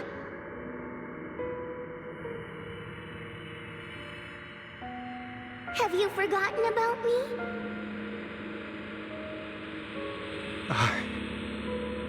I haven't forgotten. It's okay. I'll forgive you. I'll still be nice to you, just like before.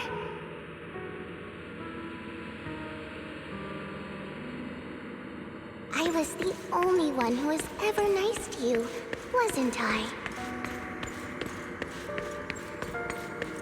Yes. Then tell me, why do good people always suffer? Why is kindness always punished instead? Tell me, Hugo, why?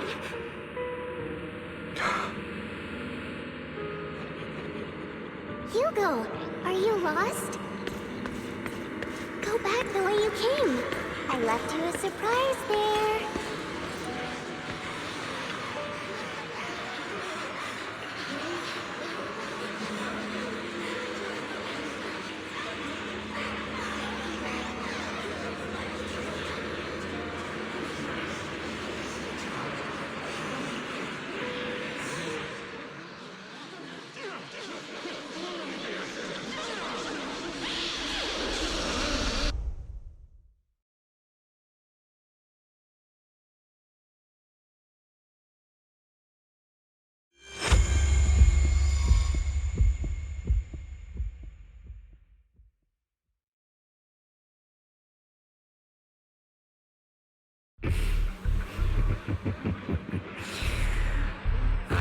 told you that you would eventually return.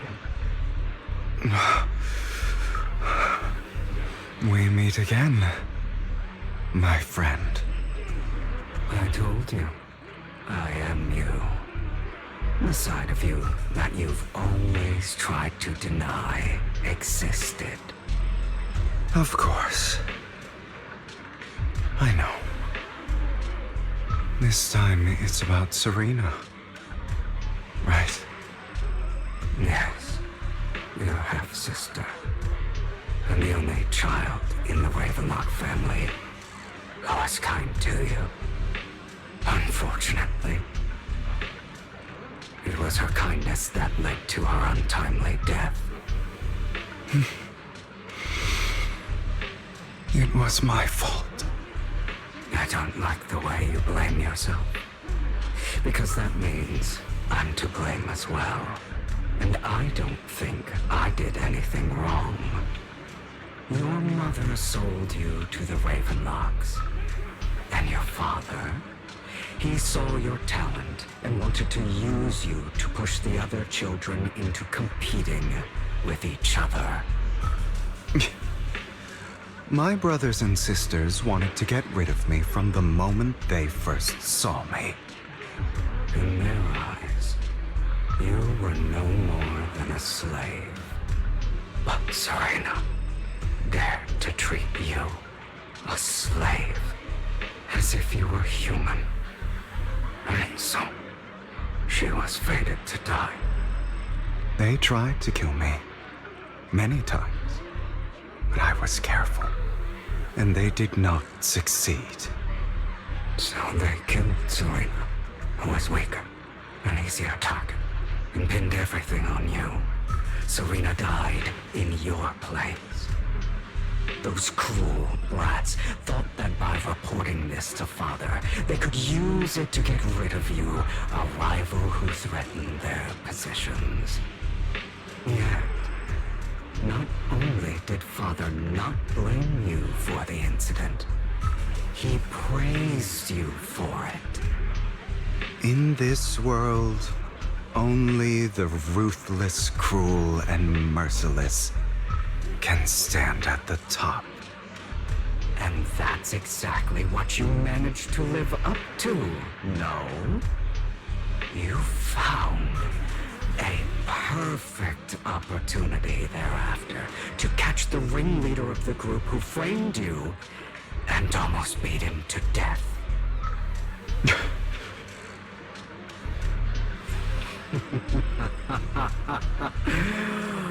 Oh, you should have seen the expression on your face back then. Oh, crazed and manic with utmost delight. I don't remember that.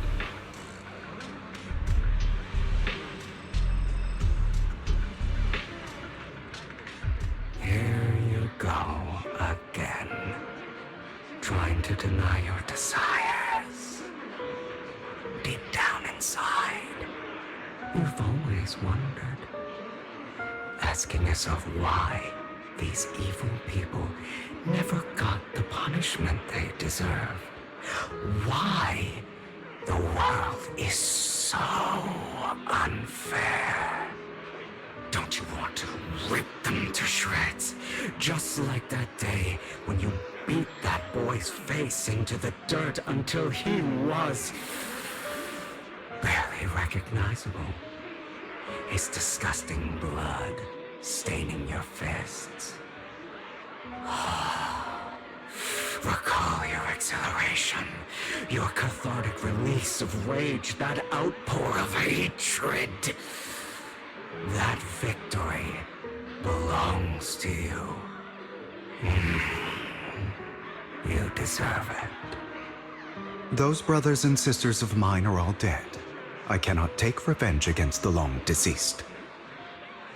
They died by Hartman's hand, dying in the power struggle to become the Ravenlock family's heir, rather than by our side.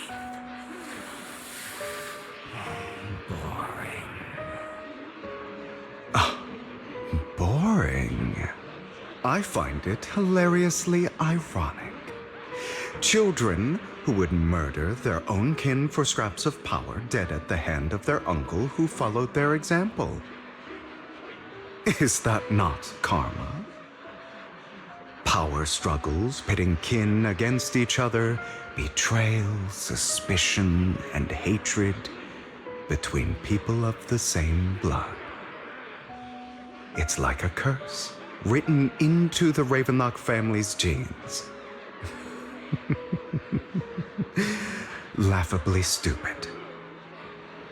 Don't forget, my dear, that the same blood flows through your veins.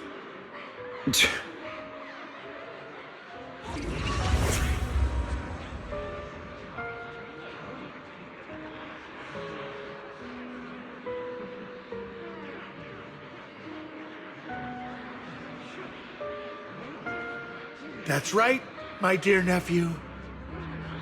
No matter how much you deny it, the blood of the Ravenlock family flows through your veins. Survival of the fittest. Only the strongest deserve to live. Only the strongest deserve to rule. This is the path of success that has led the Ravenlock family to victory countless times. A blessing and a curse etched into your flesh and blood. As long as you live, you'll never escape the mark of family.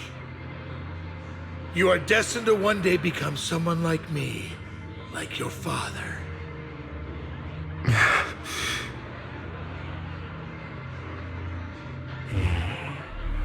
Is that fear I sense? I can see you trembling. Why does the Ravenlock bloodline terrify you so? I won't become like my father. Never. You won't become a failure like him. So relax. Our power eclipses him, and so does our ambition. So, do not deny your own desires. Do not resist your own ambition. This is the talent you were born with. The best gift fate has ever given you. Admit it. Deep within your heart lies a spark, yearning to ignite a raging inferno that will burn everything down. And I am that spark.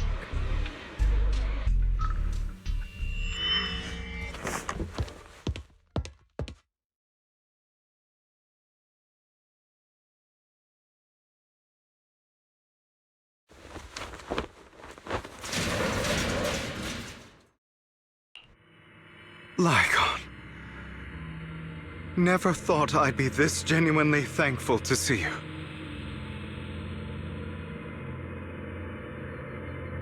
Seeing you means this never-ending nightmare is finally over, right?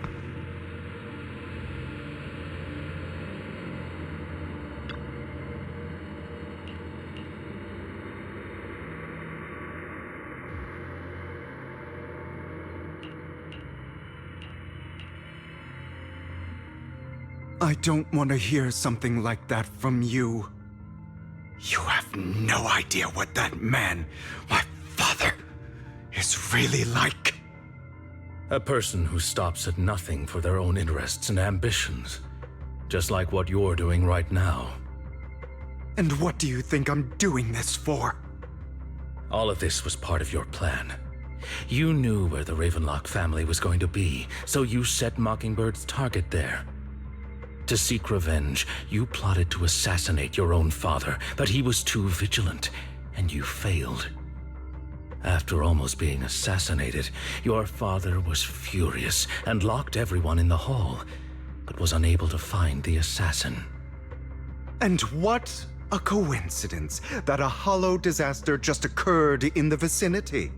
So he used it to eliminate all the unfamiliar faces there, turning them into victims of the Hollow, an easy feat for the Ravenlock family. So, the one who killed innocents was my father, not me. You knew what choice an extremist like him would make, and you used the chaos to once again attempt an assassination. This time you succeeded. You killed your own father at the cost of innocent lives. Admit it, Hugo. You don't care about anyone else. The only thing you care about is your revenge. How is that any different from your father? Enough. I'm tired. I may hate him for betraying me, but he wouldn't say something like that. What? You aren't Lycon. You're the other me, hidden deep within my heart.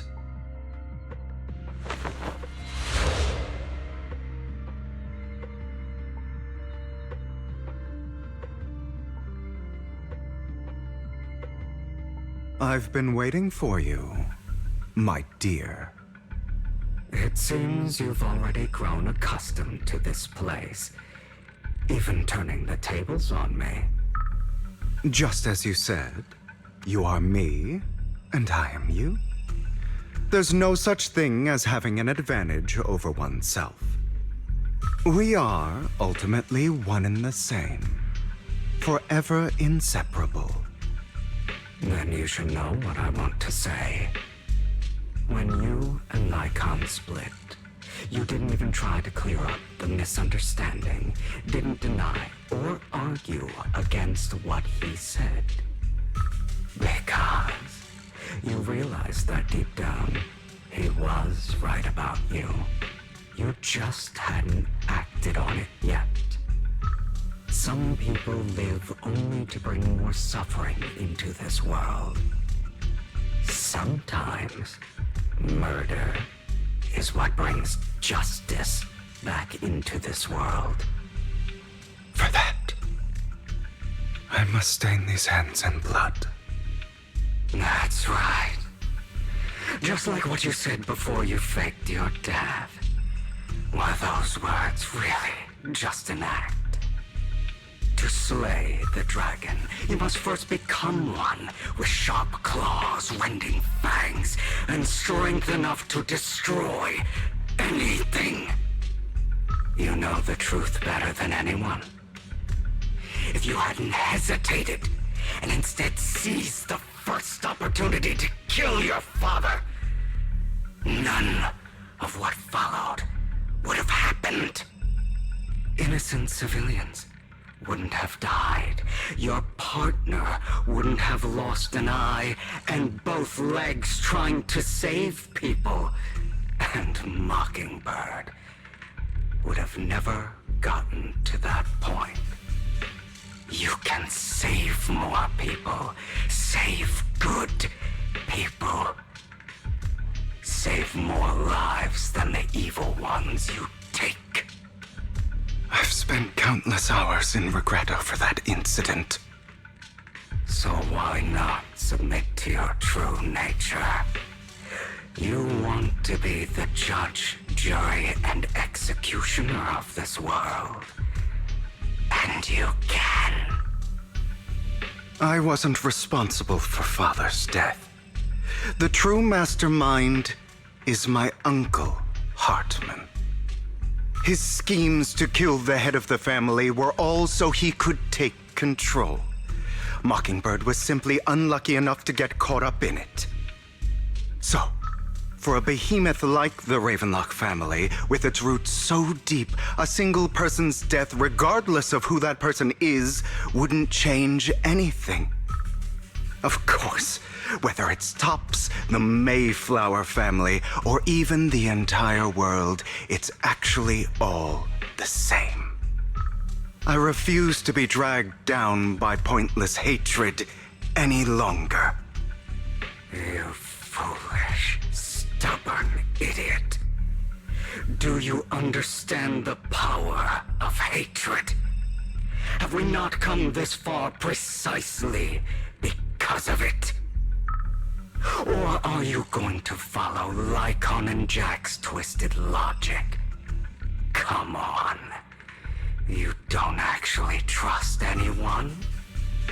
Otherwise, why would you hide this whole scheme of faking your death from them?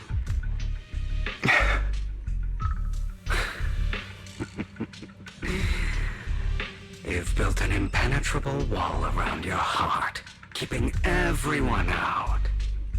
Of course you are right to do so. No one in this world can be trusted. Always.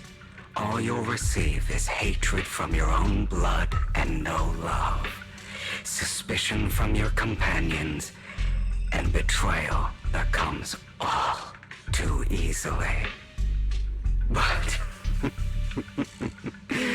the most ridiculous thing is that you want them to trust you. You stay silent and long for them to notice your suffering. You yearn for your companion's understanding and trust. Idiot. That's why you are incapable of exploiting them for your own ends. You care about their safety even more than your own. But remember, only the weak need companions. And we are children born from hatred.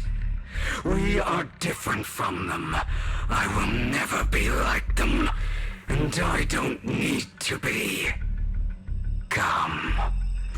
Let me show you what powers we can wield. But you are me. And I'll never lose to myself.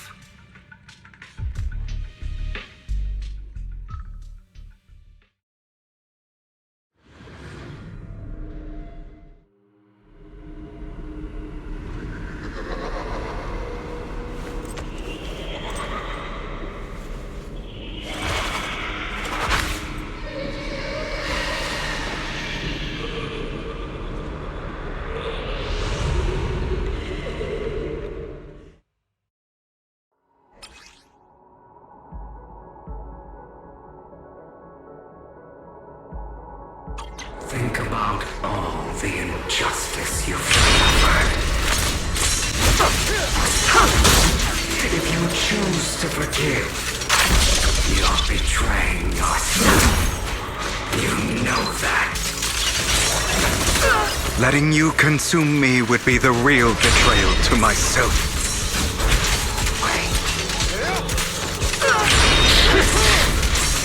Is that all?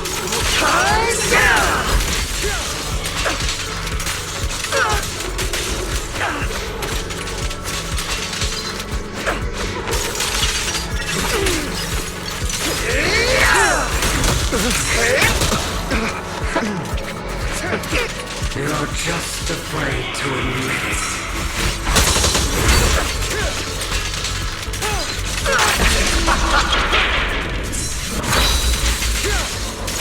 Not bad.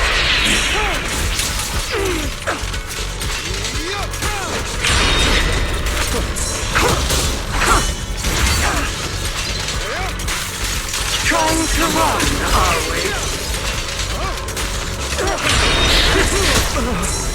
Out of my way!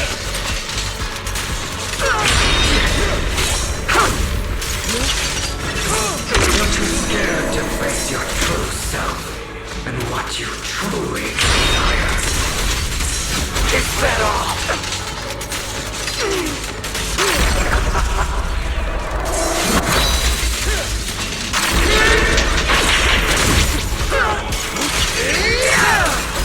Let order and madness dance.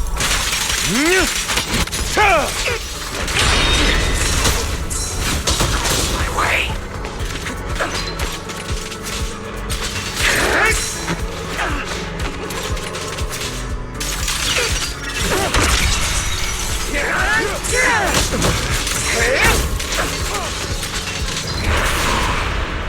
Are you trying to kill me?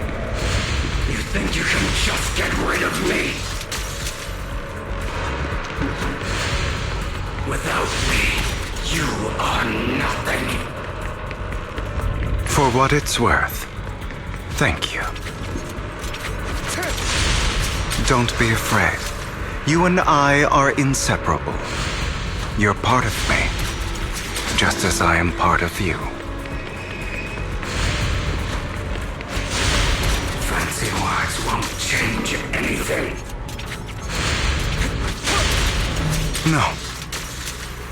It's not just platitudes. I finally understand now. Some pain only fades when it's seen, when it's accepted. So I won't fight you anymore. I won't hate myself anymore. Weakness, hatred, malice, strength, forgiveness, justice.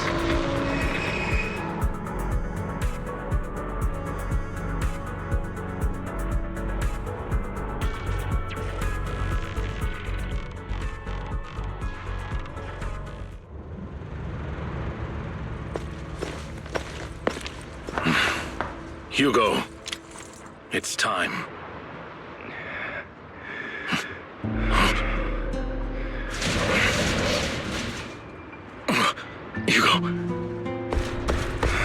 Hugo, you... Did I scare you? I made it through. I won. No praise for me, my dearest partner.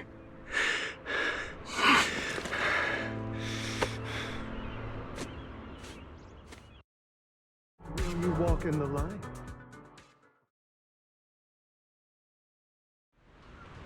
This is just like what I saw in my dream. I guess there are still some lingering side effects.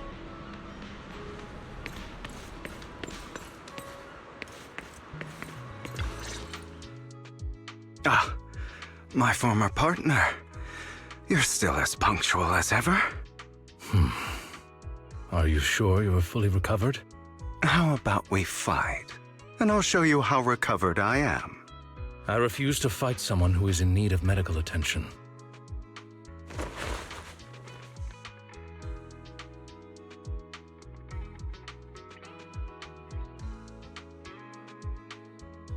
How thoughtful.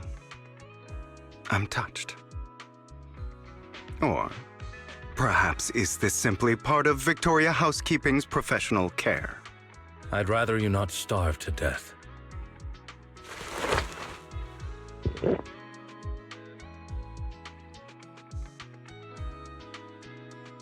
Not to your liking. I'm fairly certain this is the same kind as before. No. I've just gone too long without food. It feels a bit uncomfortable. Either way, thank you. Now tell me, what exactly happened in the warehouse? Just going a bit crazy from... you know what? Were you expecting anything else? But I did have a very long dream. A dream about many things from the past. If I had to put it into words, it would be like giving myself psychological therapy. You seem like you could benefit from some too. How about it? Want to book a session with me? Trust me, I'm a pro. Seems you really have recovered. Well, of course. I'm feeling pretty great right now. Like I could argue with you all day on every petty detail of who exactly was in the wrong back then. I wanted to ask, what you said about Mockingbird before, when you faked your death, was that part of the act? You mean the part about how Mockingbird has never really changed anything or saved anyone? I didn't expect you to still be so hung up on this. Interesting. After all, it was you who chose to betray Mockingbird. To betray me. Just as I said before, I never considered Mockingbird a failure. Perhaps Mockingbird deviated from its origins, but it has its value.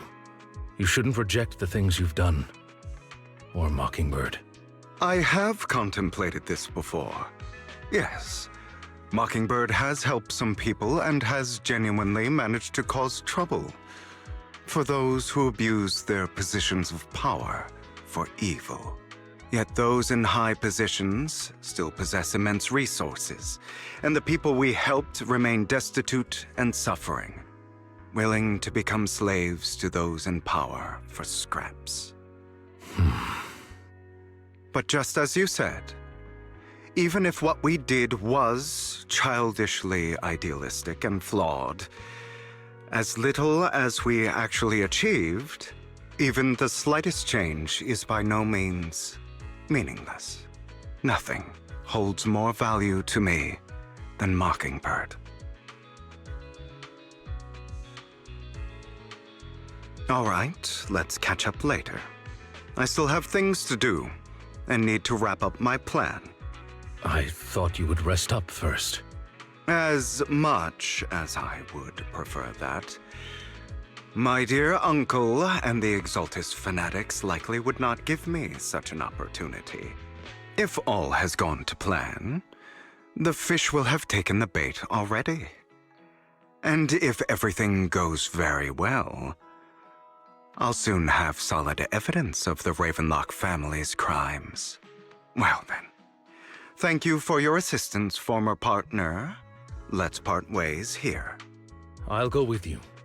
Lycon, surely you don't think that because I just recovered, I'm too weak to deal with those useless fools. Hartman's actions will disturb the safety of New Eridu. As I serve the mayor, I should intervene. Very well, whatever. Let's go. And don't slow me down.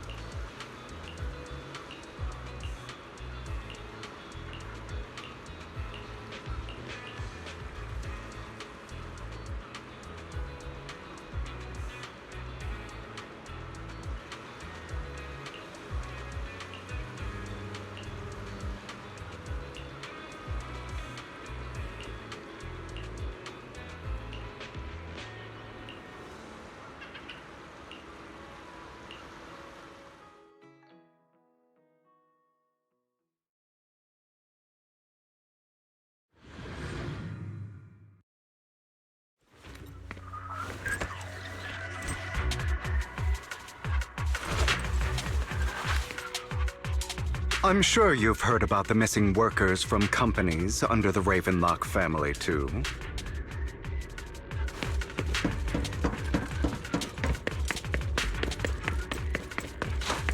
I know where they are. Those are Ravenlock's men. The workers with them are the victims who were tricked into going into the Hollow.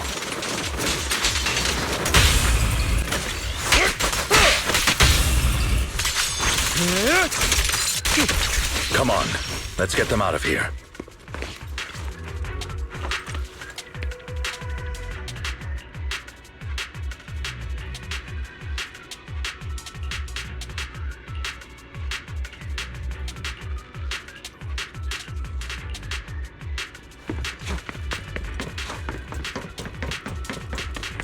Bunch of nobodies.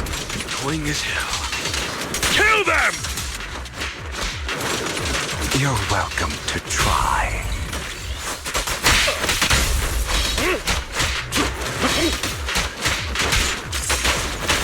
I'm here.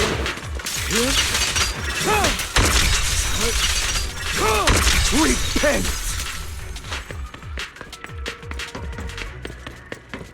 More workers here. And quite a lot of them.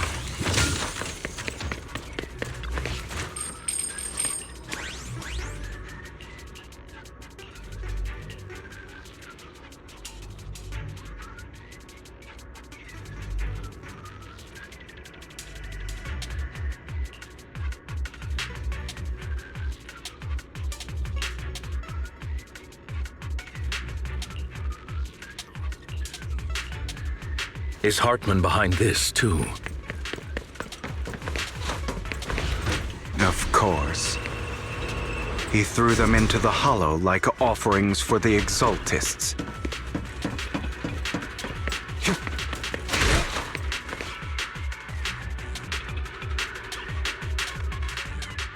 There's more over there. Let's hurry. It's different this time. Don't rush in. Let's listen in on what they're saying first. I still need more direct evidence to ensure the plan is absolutely foolproof. The compensation you promised, it's all real, right? All we have to do is follow you into the hollow for some simple tasks, and you'll give us a huge sum of dennies. Sounds real suspicious. Shut your trap. You keep yapping and asking questions. If this is all so suspicious, why were you so eager to sign up for it? Because I don't have a choice. My daughter was previously caught in the hollow disaster and suffered severe corruption. The treatment costs have completely drained our family's savings. So that's why... It's the same for me. A serious illness at a senior age. I need the money. Who would risk taking a job like this unless they were desperate? I'll do it. No matter how suspicious. As long as I can get paid, I'll do anything. Even risk my life! Wait, you people from the Ravenlock family, you're part of a big company in Tops. You wouldn't go back on your word, right? Don't worry, you'll get every denny you were promised. But before we start, you all need to take this medicine first.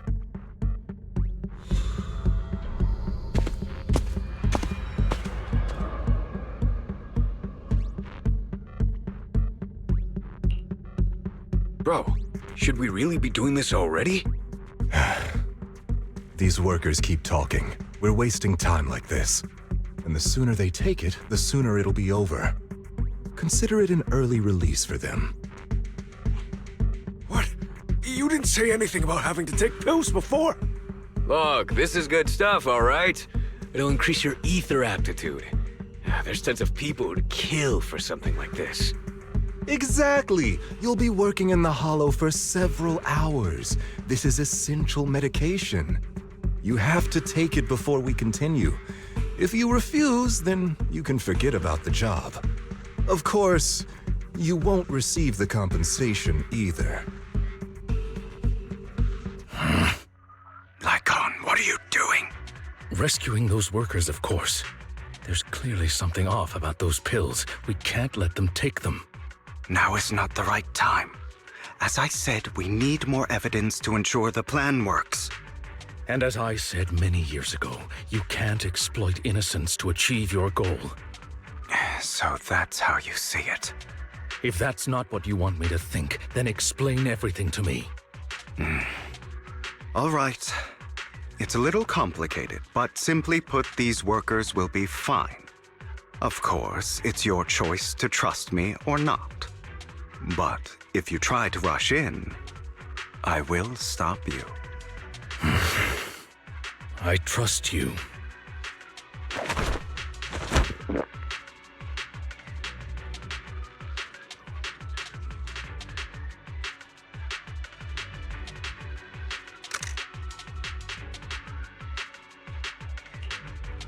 All right.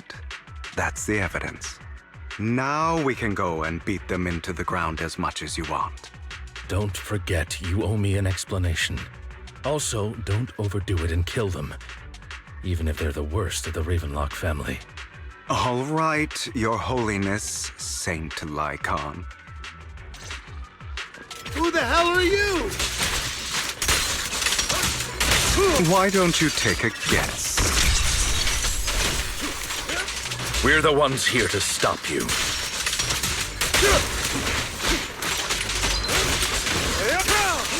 Can't remember the last time we worked this well as a team. Your legs? How are they feeling? I'm fine. To be honest, I think I prefer the way you used to fight.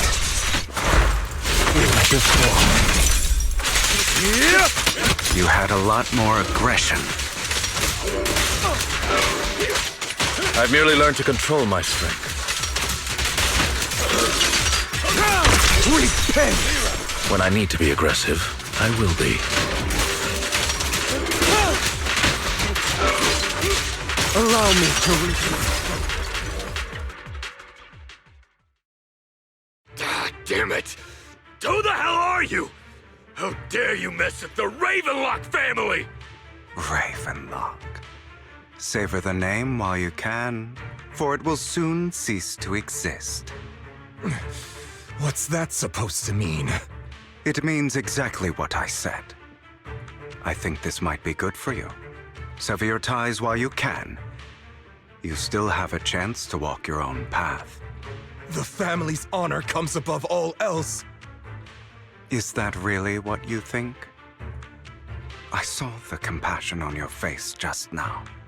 You're not from the main family, right? That's why you were assigned to these trivial tasks. But in reality, there's no need for you to keep playing this boring game for them. I don't have a choice. From the moment I was born into the Ravenlock family, You always have a choice, if you're willing to act. All right, let's end the small talk here.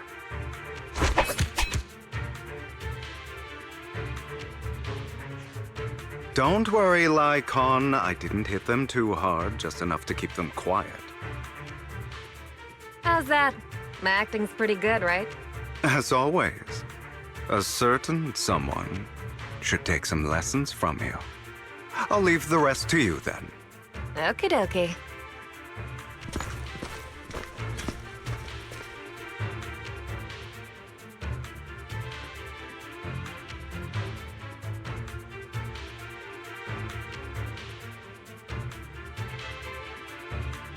Okay, now can you tell me exactly what's going on here?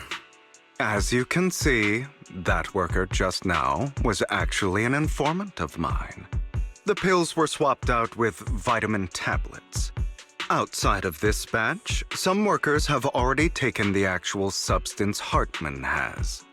But rest assured, the antidote for it is already in development. I found the best in the field to help, and with the data I collected before, we should have results soon. I wanted to ask. The reason you decided to lock yourself in a room and endure the effects of the drug, besides getting evidence, it was also to collect data on this drug in order to create an antidote, correct? It seems you're not completely beyond hope. I thought you were just being stubborn.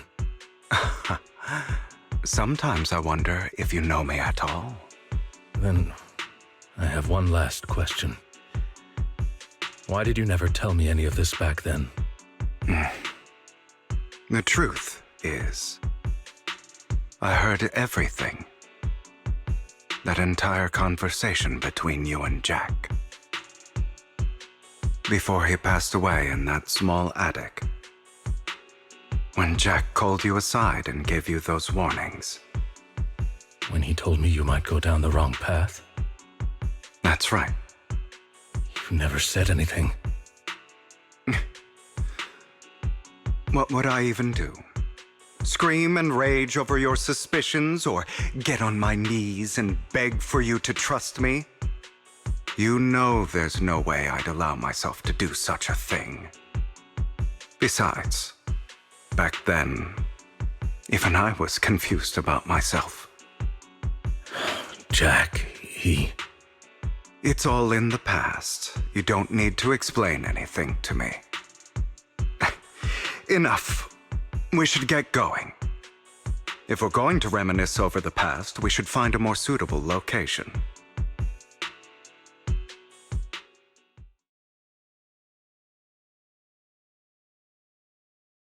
Lycon?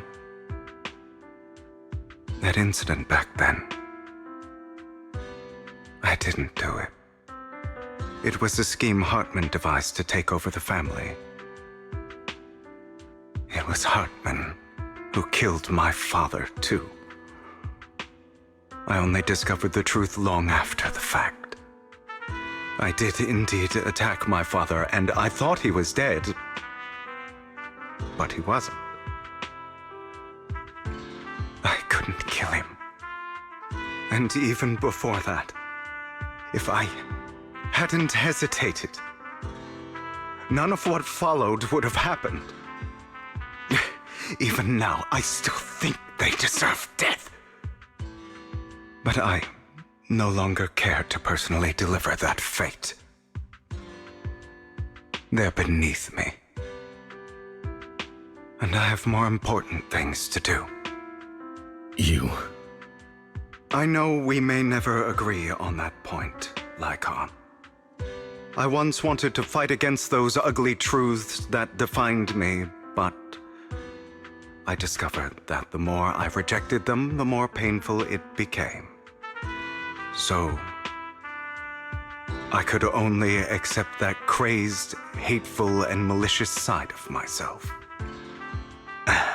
As long as I know I will never become like my father, like Hartman, that is enough for me. You've changed, but I think that might be a good thing. Don't patronize me. You've changed a lot too, compared to before. I still disagree with Jack's words, and I won't forgive your betrayal. I will walk the path I believe is right, even if I must tread over thorns and through the mud. But I will also allow you to walk your own path, Lycon. Should I say thank you? You're welcome. Come to think of it, we haven't talked about your legs and eye. It was just an accident, not your fault. I'm doing well now. I hope you are too. On the contrary, perhaps I should be the one apologizing. I misjudged you. I used to think you wanted power, that everything you did was for your own ambitions. I thought you wanted the power to pass judgment on all in this world, like a god. I am a god. I am my own god.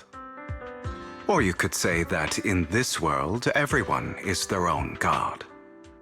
There are many things that we are powerless to change. But there are also many choices we can make. Just as I said before, I am the only one who can kill me or save me. I'm glad you think that way. Let's go. I still have one last thing to do. To witness the end of Ravenlock.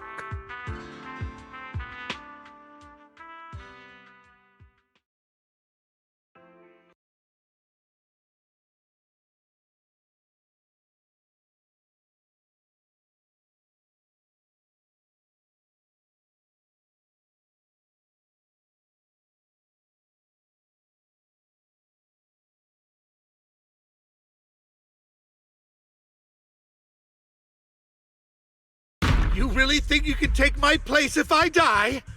Never, you filthy bastard! Your little tricks mean nothing. As long as the Ravenlock family stands, I can still get back on my feet. You still don't get it, do you? This was never about avenging my father. And I don't care about taking your place. I didn't come this far just to kill you. That'd be pathetic. Right on cue. Why don't you take a look at this, Uncle? On behalf of TOPS, I'd like to clarify that we had no involvement in the Ravenlock family's actions. TOPS is officially terminating all partnerships with the Ravenlock family, effective immediately. We will have no further affiliation with them. Are you crazy? What the hell do you get out of ruining the Ravenlocks? You want to be a petty thief forever? Thief? Oh, Uncle. Allow me to reintroduce myself. I'm the name people whisper about. The one who robs the rich and gives to the poor. I'm the master con artist who can fool anyone, anytime. I'm the leader of Mockingbird. The one who turns every headline into my own stage. I have friends who'd catch me if I fall, partners who'd shed tears for me, and allies who always have my back. I am Hugo Vlad. You're the one who needs the Ravenlock name. I never did. You ungrateful bastard! You should have never been born. You flatter me. Same goes for you, Uncle.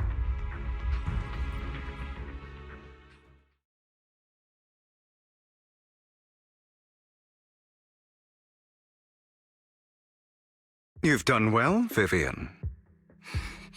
You had better give me an explanation. And here I thought this would be a touching reunion. What's with all the anger? Hugo, I'm a member of Mockingbird too. And I mourned your death. Listen, Vivian. I don't want you or the people you cherish to get caught up in danger because of me. I've always been selfish, so I don't hesitate to use you all as variables in my plans. But it is because I am selfish that I also don't want my failures to affect my treasured companions.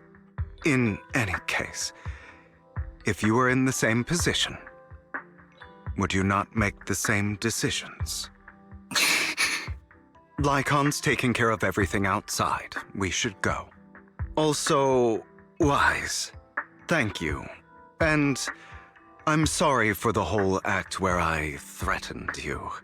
It was the only way for Hartman to drop his guard against you and leave you be. I, Hugo Vlad, am forever indebted to you.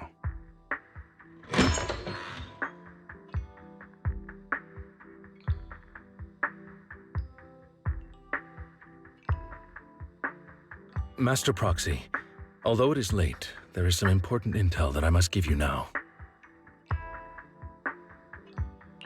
Did you know about Hugo's plan to fake his death and everything that's been happening, Lycon? I was simply playing along. After all, I could not determine whether Hugo's plan would pose a threat to you. You are a student of the mayor's late friend, and I am obligated to protect you. You still have that habit of finding awkward excuses when you're embarrassed. Mr. Hugo Vlad, if you have any important intelligence to share, please do so with haste. I need to return to rest before midnight. You two sure are, close. For the sake of a certain old fossil's sleep schedule, I'll keep it brief. I learned from Camille that Dina intends to embed the sacrifice core into the sacrifice. Apparently, it will make the sacrifice much stronger. Sacrifices created this way will not retain their minds and will indiscriminately attack all living beings, including their creator. So the Exaltists don't do this. It would bring them no benefit. But Dina's concoction can control people's minds. If a person takes the pill and is injected with the serum Landon left behind, the sacrifice would be under its creator's control. Although the dormant sacrifice has been destroyed, Dina found a batch of that serum her father created and wants to create new sacrifices.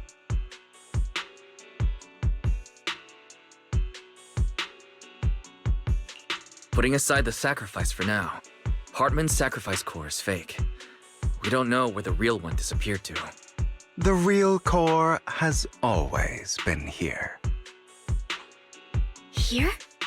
In Lord Phaethon's video store? Vivian, do you remember when I suggested you give that collectible to our dear proxy? I remember. But that was just an ordinary pendant. And I've met the person who submitted it. She has absolutely no connection to the Exaltists. How about our dear proxy take out that pendant so we can take a look?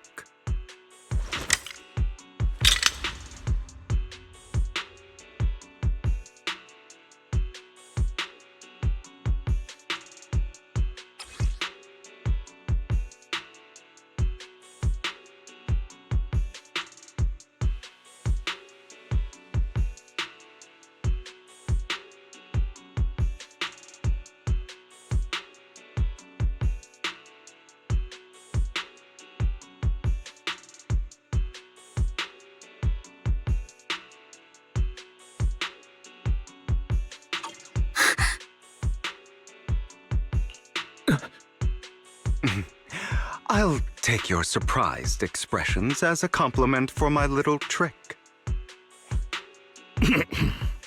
I will hand over this core to the mayor as agreed. Since he fulfilled his promise to protect Vivian and the manager while I was pretending to be dead, I won't go back on my promises. No wonder the mayor would promote rhetoric favorable to Mockingbird. I can't believe I thought he was actually being sincere. Since we have the sacrifice core, all we have to do now is stop Dina from using innocent people to make more sacrifices. Yes, and we need to destroy the last batch of Landon's serum. Hopefully with no options left, Dina will give up her obsession. All right, that's the important stuff. I'm going to go and confirm where Landon's serum's been stashed. I'll contact you again once I have something.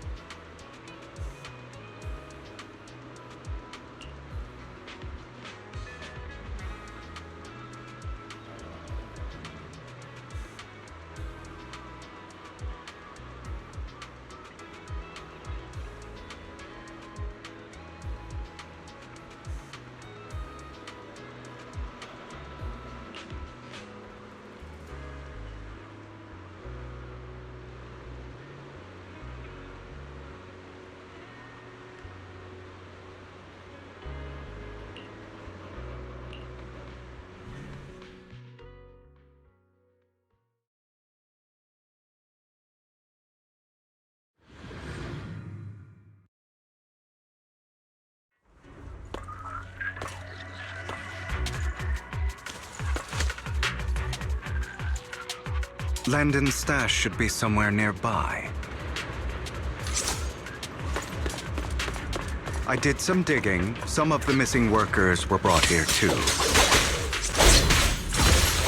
Say no more. Dina's getting ready to make her move. Don't worry, we'll clear them out.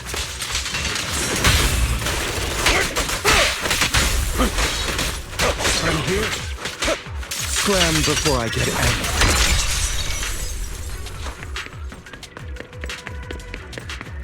They're trying to destroy the goods! Stop them!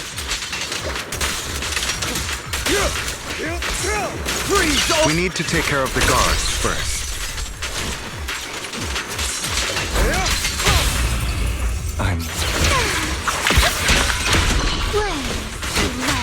Some of the serum is stored in this warehouse. You're not taking anything from here! Hugo, get the guards first.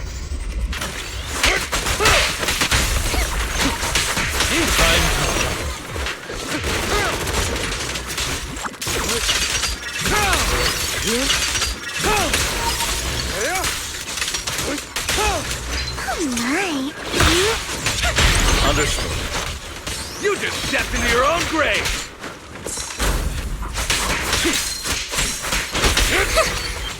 Fools. Stand still. At your service. Stay calm now.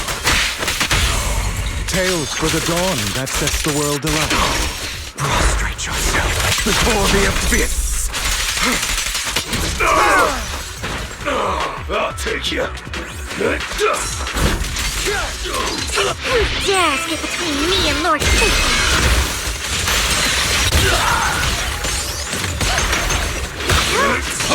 I'll bite your throat out.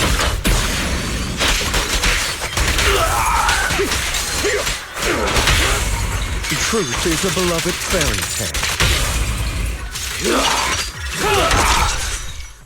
More of Landon's serum survives than expected.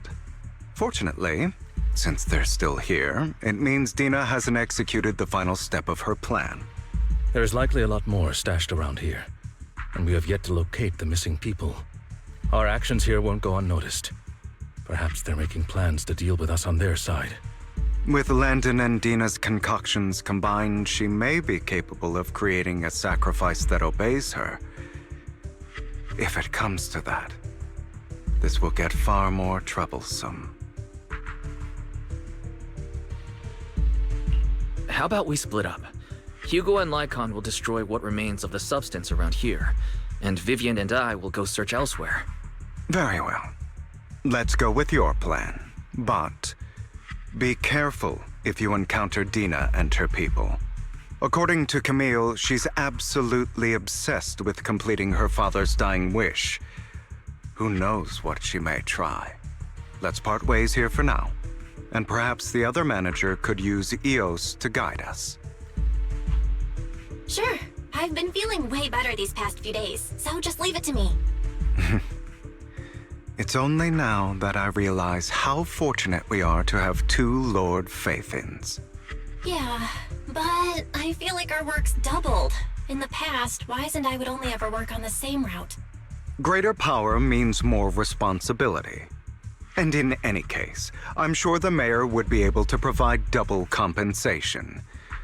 He's a very generous person, after all. Right, Lycon?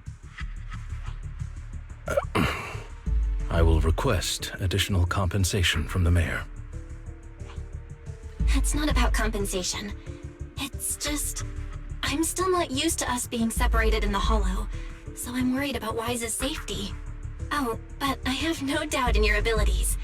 I just haven't gotten used to it yet.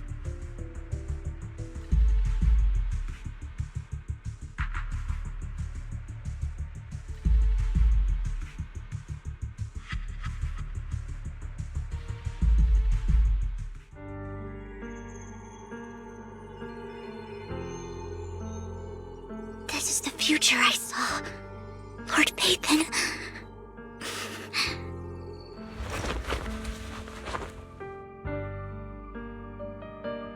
I'm sorry. This time, I will make sure the future I saw does not come to pass. I don't want to bring you misfortune. That's all I wish for.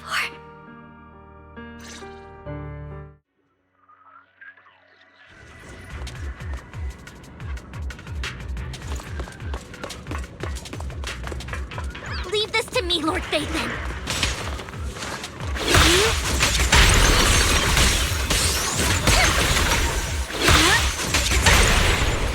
Allow me.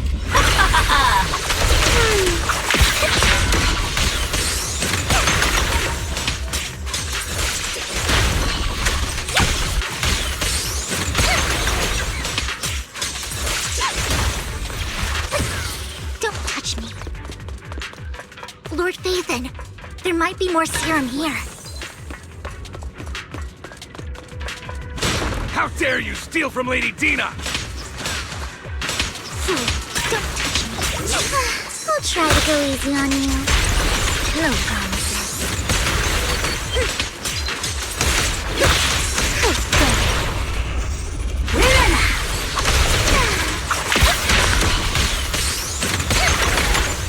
Don't touch me. There are containers by the fissure.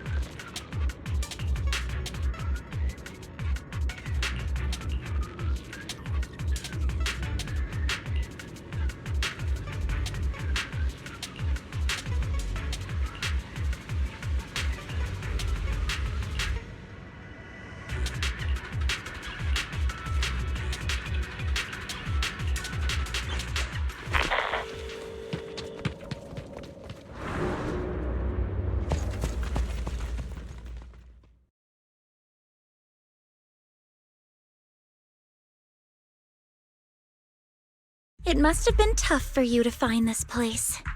Vivian, if you had stayed out of it, I wouldn't be so eager to get rid of you. Those people have been taken to safety. You're all out of options. They're just mere test subjects. So what if they get away? There will always be people consumed by greed, and therefore, they will come willingly to me. In any case, what are a few sacrifices in comparison to the completion of Father's grand ambition? Dina, you deceived those people. They didn't come willingly to you. You tricked them, just like Landon did back then. Deceived? Father gave hope to those who had everything taken from them by the Hollows. Vivian, you once rejoiced at the hope Father offered you, too. Before Father took you in, you were no more than an omen of disaster that no one wanted. It was Father who gave you shelter and a purpose for existing. Do you remember the first time you bestowed a blessing under Father's guidance? How did you feel when that person looked at you with adoration and gratefulness? That was the first time you felt hope. Like your existence had a purpose, right? Don't forget that it was Father who, through what you call deception, gave you hope. And you, what have you done? You basked in Father's attention and everyone's adoration, only to destroy everything. Do you think that by leaving the Exaltists, those people will live better lives? Of course not. Those who suffered under the Hollows will only continue on as walking corpses, without the hope Father gave them. Do you really think you're some sort of savior, Vivian? In the end, You're just an ungrateful brat who brings misfortune to those around her. It was you who destroyed everyone's hope. Not everyone wants to live in false hope, Dina. You say it's because of greed that people willingly become your sacrifices. Perhaps those people aren't entirely virtuous. But that greed is just wanting to live a better life beyond the Hollows. What you and Landon have done was never about giving people hope, but exploiting it. Stop lying to yourself. Deep down, you know what Landon did was cruel. No. Back then, when Landon wanted to inject you with the serum, the fear in your face was as plain as day. I saw it all clearly. If all of this is as righteous as you claim, then why did you make such an expression, Dina? Don't look at me with such pity! Father did nothing wrong. All of this is to make something of the Hollows other than disaster. That's everyone's only hope. Dina, it's not too late to stop. Stop living in this lie. You know what would happen if a sacrifice loses control and escapes the Hollow. It's not the Hollows that are to blame for those people's deaths, but the hope you keep talking about. That will cause more despair and claim more lives. That is merely the necessary sacrifice to accomplish a greater goal. No one deserves to be a sacrifice. Your hypocritical magnanimity disgusts me. I can always go and get more test subjects if they've escaped. And I will be able to replicate Father's serum with enough time. With you gone, I'll be able to complete Father's gift to the Creator and fulfill his last wish. Camille, release the failed subjects. Lady Dina. Camille, are you going to do what you did before? You keep saying you'll follow the Creator, but it's all lies. Lady Dina, the Hollows took my family from me. I understand that there's no way to get back what I've lost. It was Lord Landon who told me that the Creator would guide me. One day, Hollows will no longer be disasters. Everyone will be able to survive inside them. I look forward to the day when this hope becomes reality. I watched you grow up, and I know that you've always looked up to your father. He gives you hope, and I destroyed that hope with my own hands. I know the pain of loss, so I've always felt guilty. I want to atone for the hope I destroyed. But Dina, I don't want to ruin more lives, and I don't want to continue watching you destroy yourself. Vivian is right. Not everyone wants to live in false hope. So, please, stop. Camille, are you abandoning me too? I'm not abandoning you. I just don't want to see you go past the point of no return. The point of no return? I passed that point ages ago. No, Dina. You can still turn back. I'll be your way back. Where are you going, Camille? I made a deal with Hugo and the mayor. If someone needs to take the fall for this, let it be me. I did it. All of it. I've been forcing Landon's only daughter, Dina, to research how to create sacrifices. I colluded with the Ravenlock family for my own gain. Everything Dina did was under duress. Since I've kept her captive for so long, she doesn't have the skills to survive as an independent member of society. She'll need a caretaker and teacher. Someone who will look after her and educate her. No! I refuse, Camille! I refuse to accept this! Dina, I'm going to dispose of those failed subjects. I won't allow it! You'll die! I won't allow it! You can't leave me. I command you!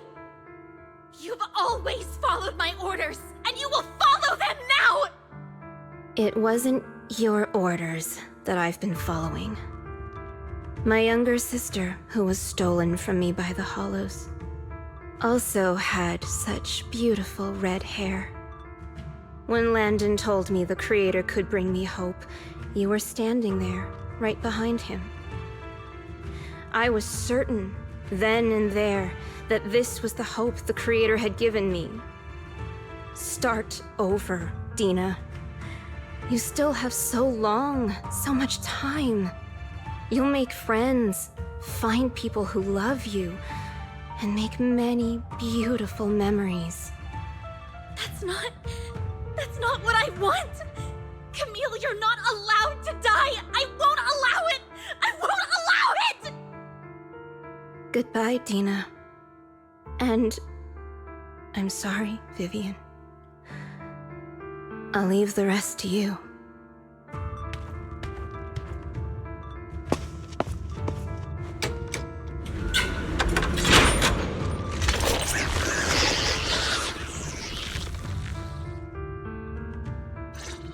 Let's take out these ethereals first. We can't let Camille's efforts go to waste.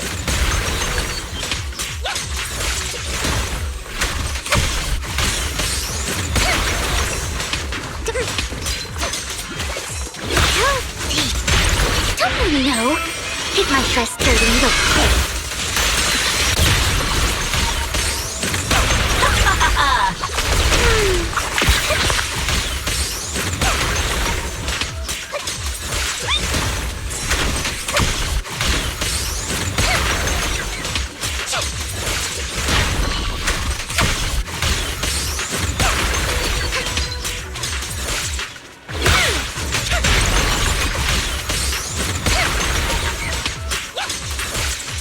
Let's go after Dina, Lord Phaethon.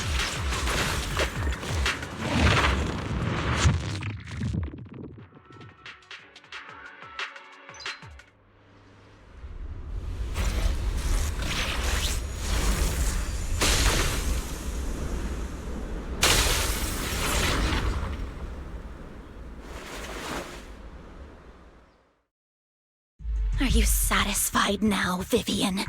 You were the one who brought yourself to this point. You're saying this is all my fault? Losing my father, losing Camille. I wish you had never come into my life. At first, when Father brought you home, I was happy. There are so many Exaltists, yet Father never allowed me to get too close with any of them. I never had any friends either. But when Father brought you back, he told me to take good care of you, that you were my first friend. I was also so happy the first time you took my place in helping Father select a person to receive the blessing, because it meant you were different from all those other people. You could stay with me. But soon, I grew jealous. You took the attention that should have belonged to me. You even took Father's love from me. It's only because of my ability that Landon... I know, but... Vivian, jealousy is something you cannot control. Of course, the same goes for fear and hatred. I was terrified that one day you would look at me and shed tears. I knew if that day ever came, Father would not hesitate to force the blessing upon me. And when that day did come, I hated you for causing my father's death. Tina, you knew everything about what happened back then, so... why are you still defending Landon? And why didn't you tell me back then? If I had known earlier, maybe I could have found a way. Because it's the only thing that makes me more special than you, no? It proves I had Father's trust. I was more useful to him. Vivian, you said you wandered without a home ever since you were young, hated by anyone you encountered. You were happy to gain recognition from everyone and help Father when you were among the Exaltists. But in the end, you discovered you were being used, so you felt betrayed and hurt. Then, what about me? All I ever had was my father. I've never known a life outside of the Exaltists. Ever since I was young, my only purpose was to help Father select who was to be blessed. The only purpose I had was my father and the Exaltists. I've never been taught anything else, Vivian. It is what little value I have, and have ever had. In the end, you took even that from me, and completely destroyed it. You think you're doing good and fighting evil. You've only managed to affect a small part of your world. But have you ever wondered if maybe that's all there is to my world? I never wanted to hurt you. You were also my first friend. And that's why I wanted to save you back then. Save me? You and Camille all talk about saving me. Why don't you understand? To me, loss is so much more painful than death. Tina, you can start over. Everything Camille did was so you could live on. Let's leave the Hollow together. There are so many amazing places in New Eridu. This time, I'll take care of you. I've also met so many amazing people. I'm sure they'll love you too. Okay, Dina? Vivian, I can't forgive you. And I don't want to forgive you. I have nothing left. If what little hatred I do still harbor were taken from me, well, I refuse to be so pitiful. I won't apologize, Vivian.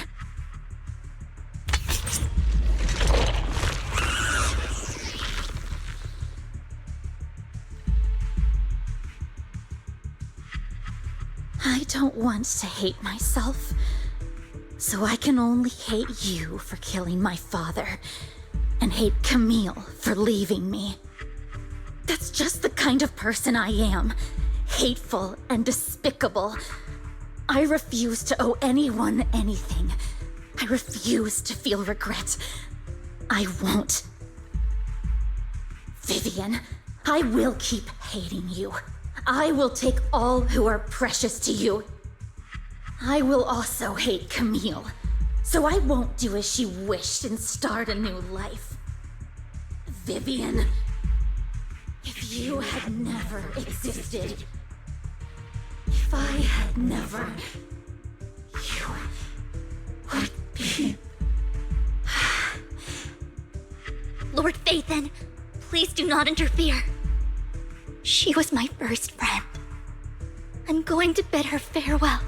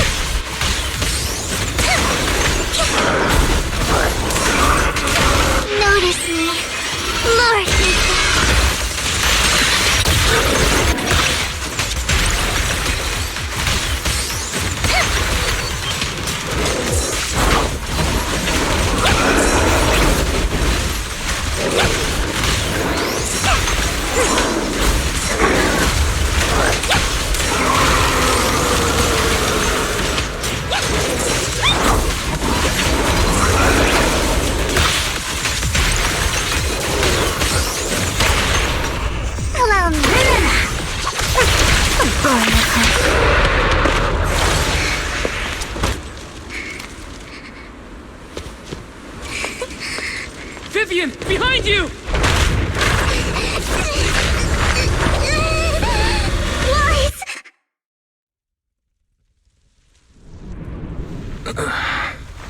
What happened? What the...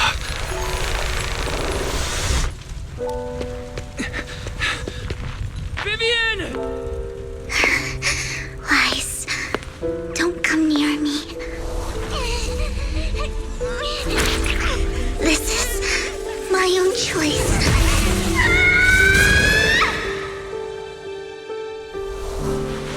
I will change the fate I saw. Vivian! I just want you to remember me when I looked my best.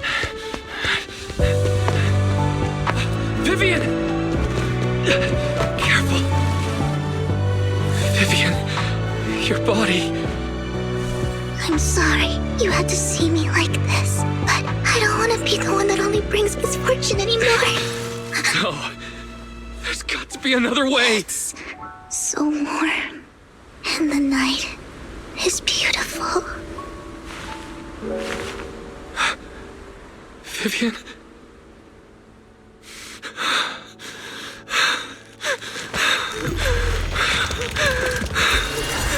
No! It can't end like this!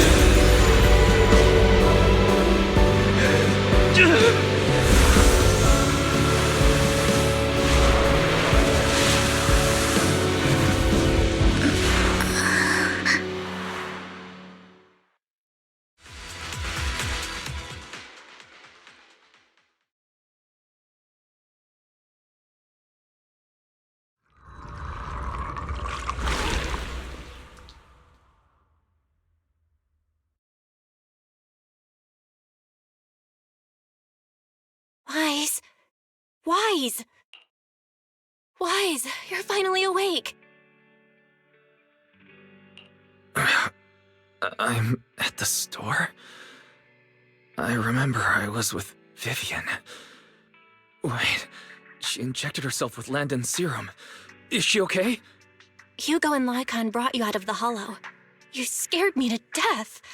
Thank goodness you woke up. And you said Vivian used the serum on herself? But she looked fine to me, bar a couple of scratches. Hugo sent me a message earlier saying he got her checked over and she was all right. Do you remember what happened? The situation was dire, so Vivian used the serum on herself to defeat the ethereals. I saw the crystallization process starting to occur.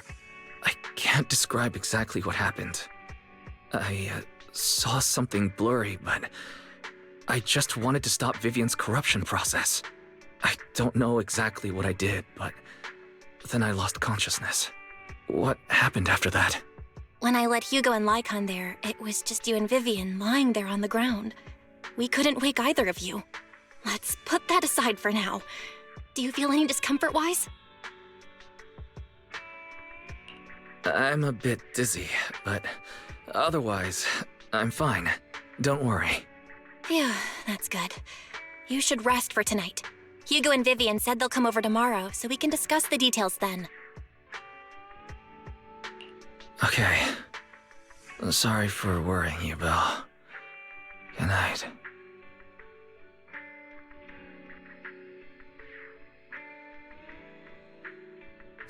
Lord Phaethon! How are you feeling? No headaches? Leg pains? Heart palpitations? Loss of appetite? Vivian? I was just so worried. Sorry. Anyway, Lord Phaethon, I'm so glad you're okay. What happened this time was all my fault.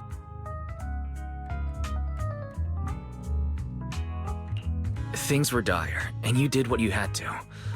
Plus, if it weren't for you, we wouldn't be here now.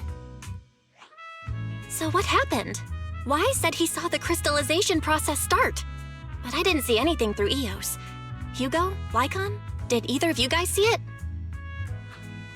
Allow me to explain. Miss Vivian told us what happened after she awoke, and the mayor arranged a full medical checkup for her. Based on the results, Miss Vivian indeed shows mild corruption sequela. But if the crystallization process had already started, the lingering effects should be far more severe. To be precise, if the process had already reached the point of mass surface crystallization, it should have taken no time at all to become an ethereal. So, the mayor theorizes that it was the etheric energy within Master Proxy's body that affected Vivian's condition and the surrounding etheric particles, causing Vivian's corruption to recede. Essentially, corruption is a reaction between the etheric particles inside the body and in the surrounding environment. Therefore, it's not necessarily irreversible, just that currently our mainstream method of defense is prevention. I'm having a hard time believing that, even if it's coming from you, Lycon. It's almost like you're claiming I can manipulate etheric energy. Master Proxy, you are special. This is a gift your teacher left you. A gift from our teacher? How come I never knew about it? I don't know all the details, so I cannot explain everything to you. My apologies. However, Miss Yixuan might be able to answer some of your questions. She will visit you sometime soon, so please feel free to ask her any questions you may have. She has quite an eccentric personality. If she causes you any inconvenience... Can I file a complaint about her with you if she does? Master Proxy, you have always been a people person, so I trust you will handle things just fine. The way you said that just makes me more worried. In any case, the mayor has asked me to give everyone his most sincere gratitude. Unfortunately, the mayor could not come personally, but has promised everyone a favor. Provided it's within his means, he will offer his unconditional assistance once. There is no time limit on this favor.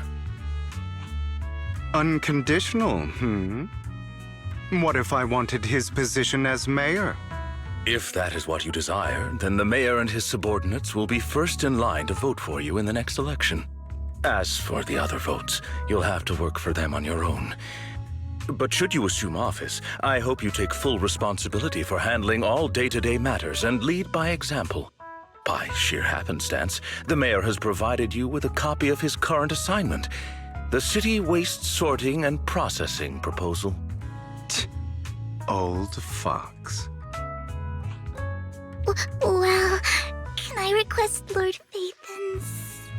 The mayor imagined you might ask. I have prepared all the necessary documents, and the ceremony expenses will be covered by the mayor as a gift. As long as Master Proxy agrees, we can sign and process the documents immediately. But this matter requires mutual consent and cannot involve coercion, confinement, or one party's lack of consciousness. Stop! I would never do that to Lord Phaethon! Probably. At least not today. As for you, Master Proxies, the mayor has some sense of what you desire. That said, he hopes you might speak with Miss Yixuan first before you decide the timing of that favor.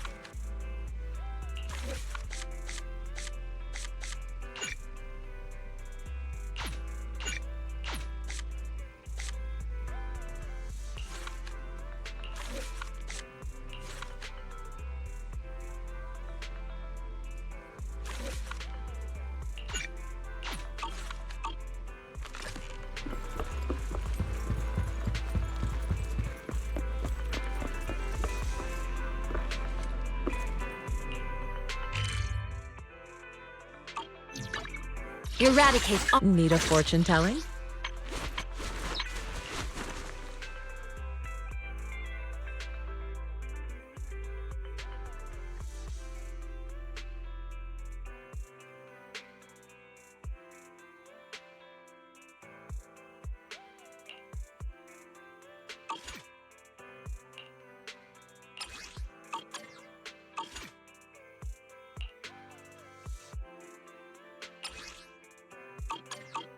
Your fortune seems pretty good lately.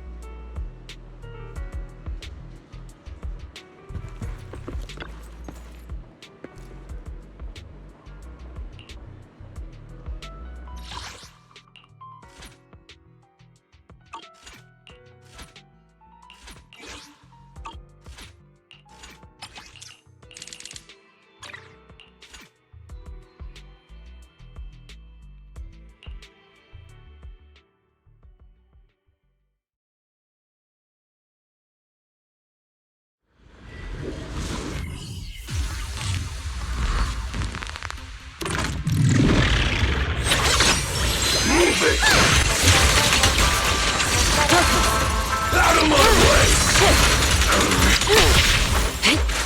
Move it! I'll take you! Let's get still! Move it! Chi and mind at one.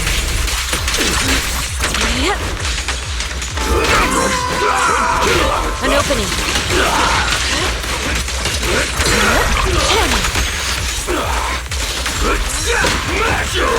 Out of my way!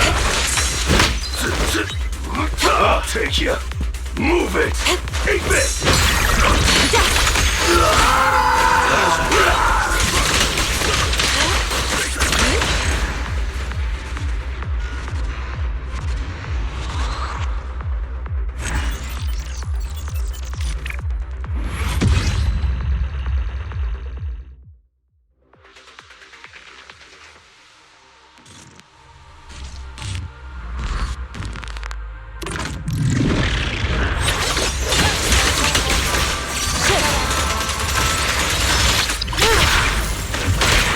Breaking through!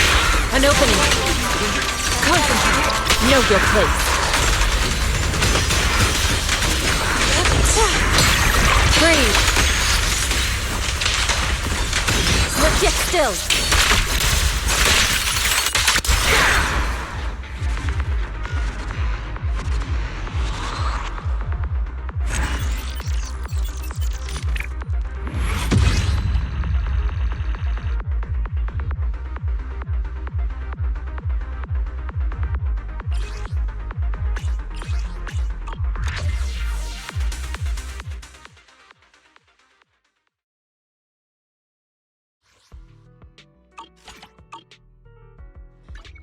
This is the path I found. Asset confirmed. Your fortune seems pretty good lately.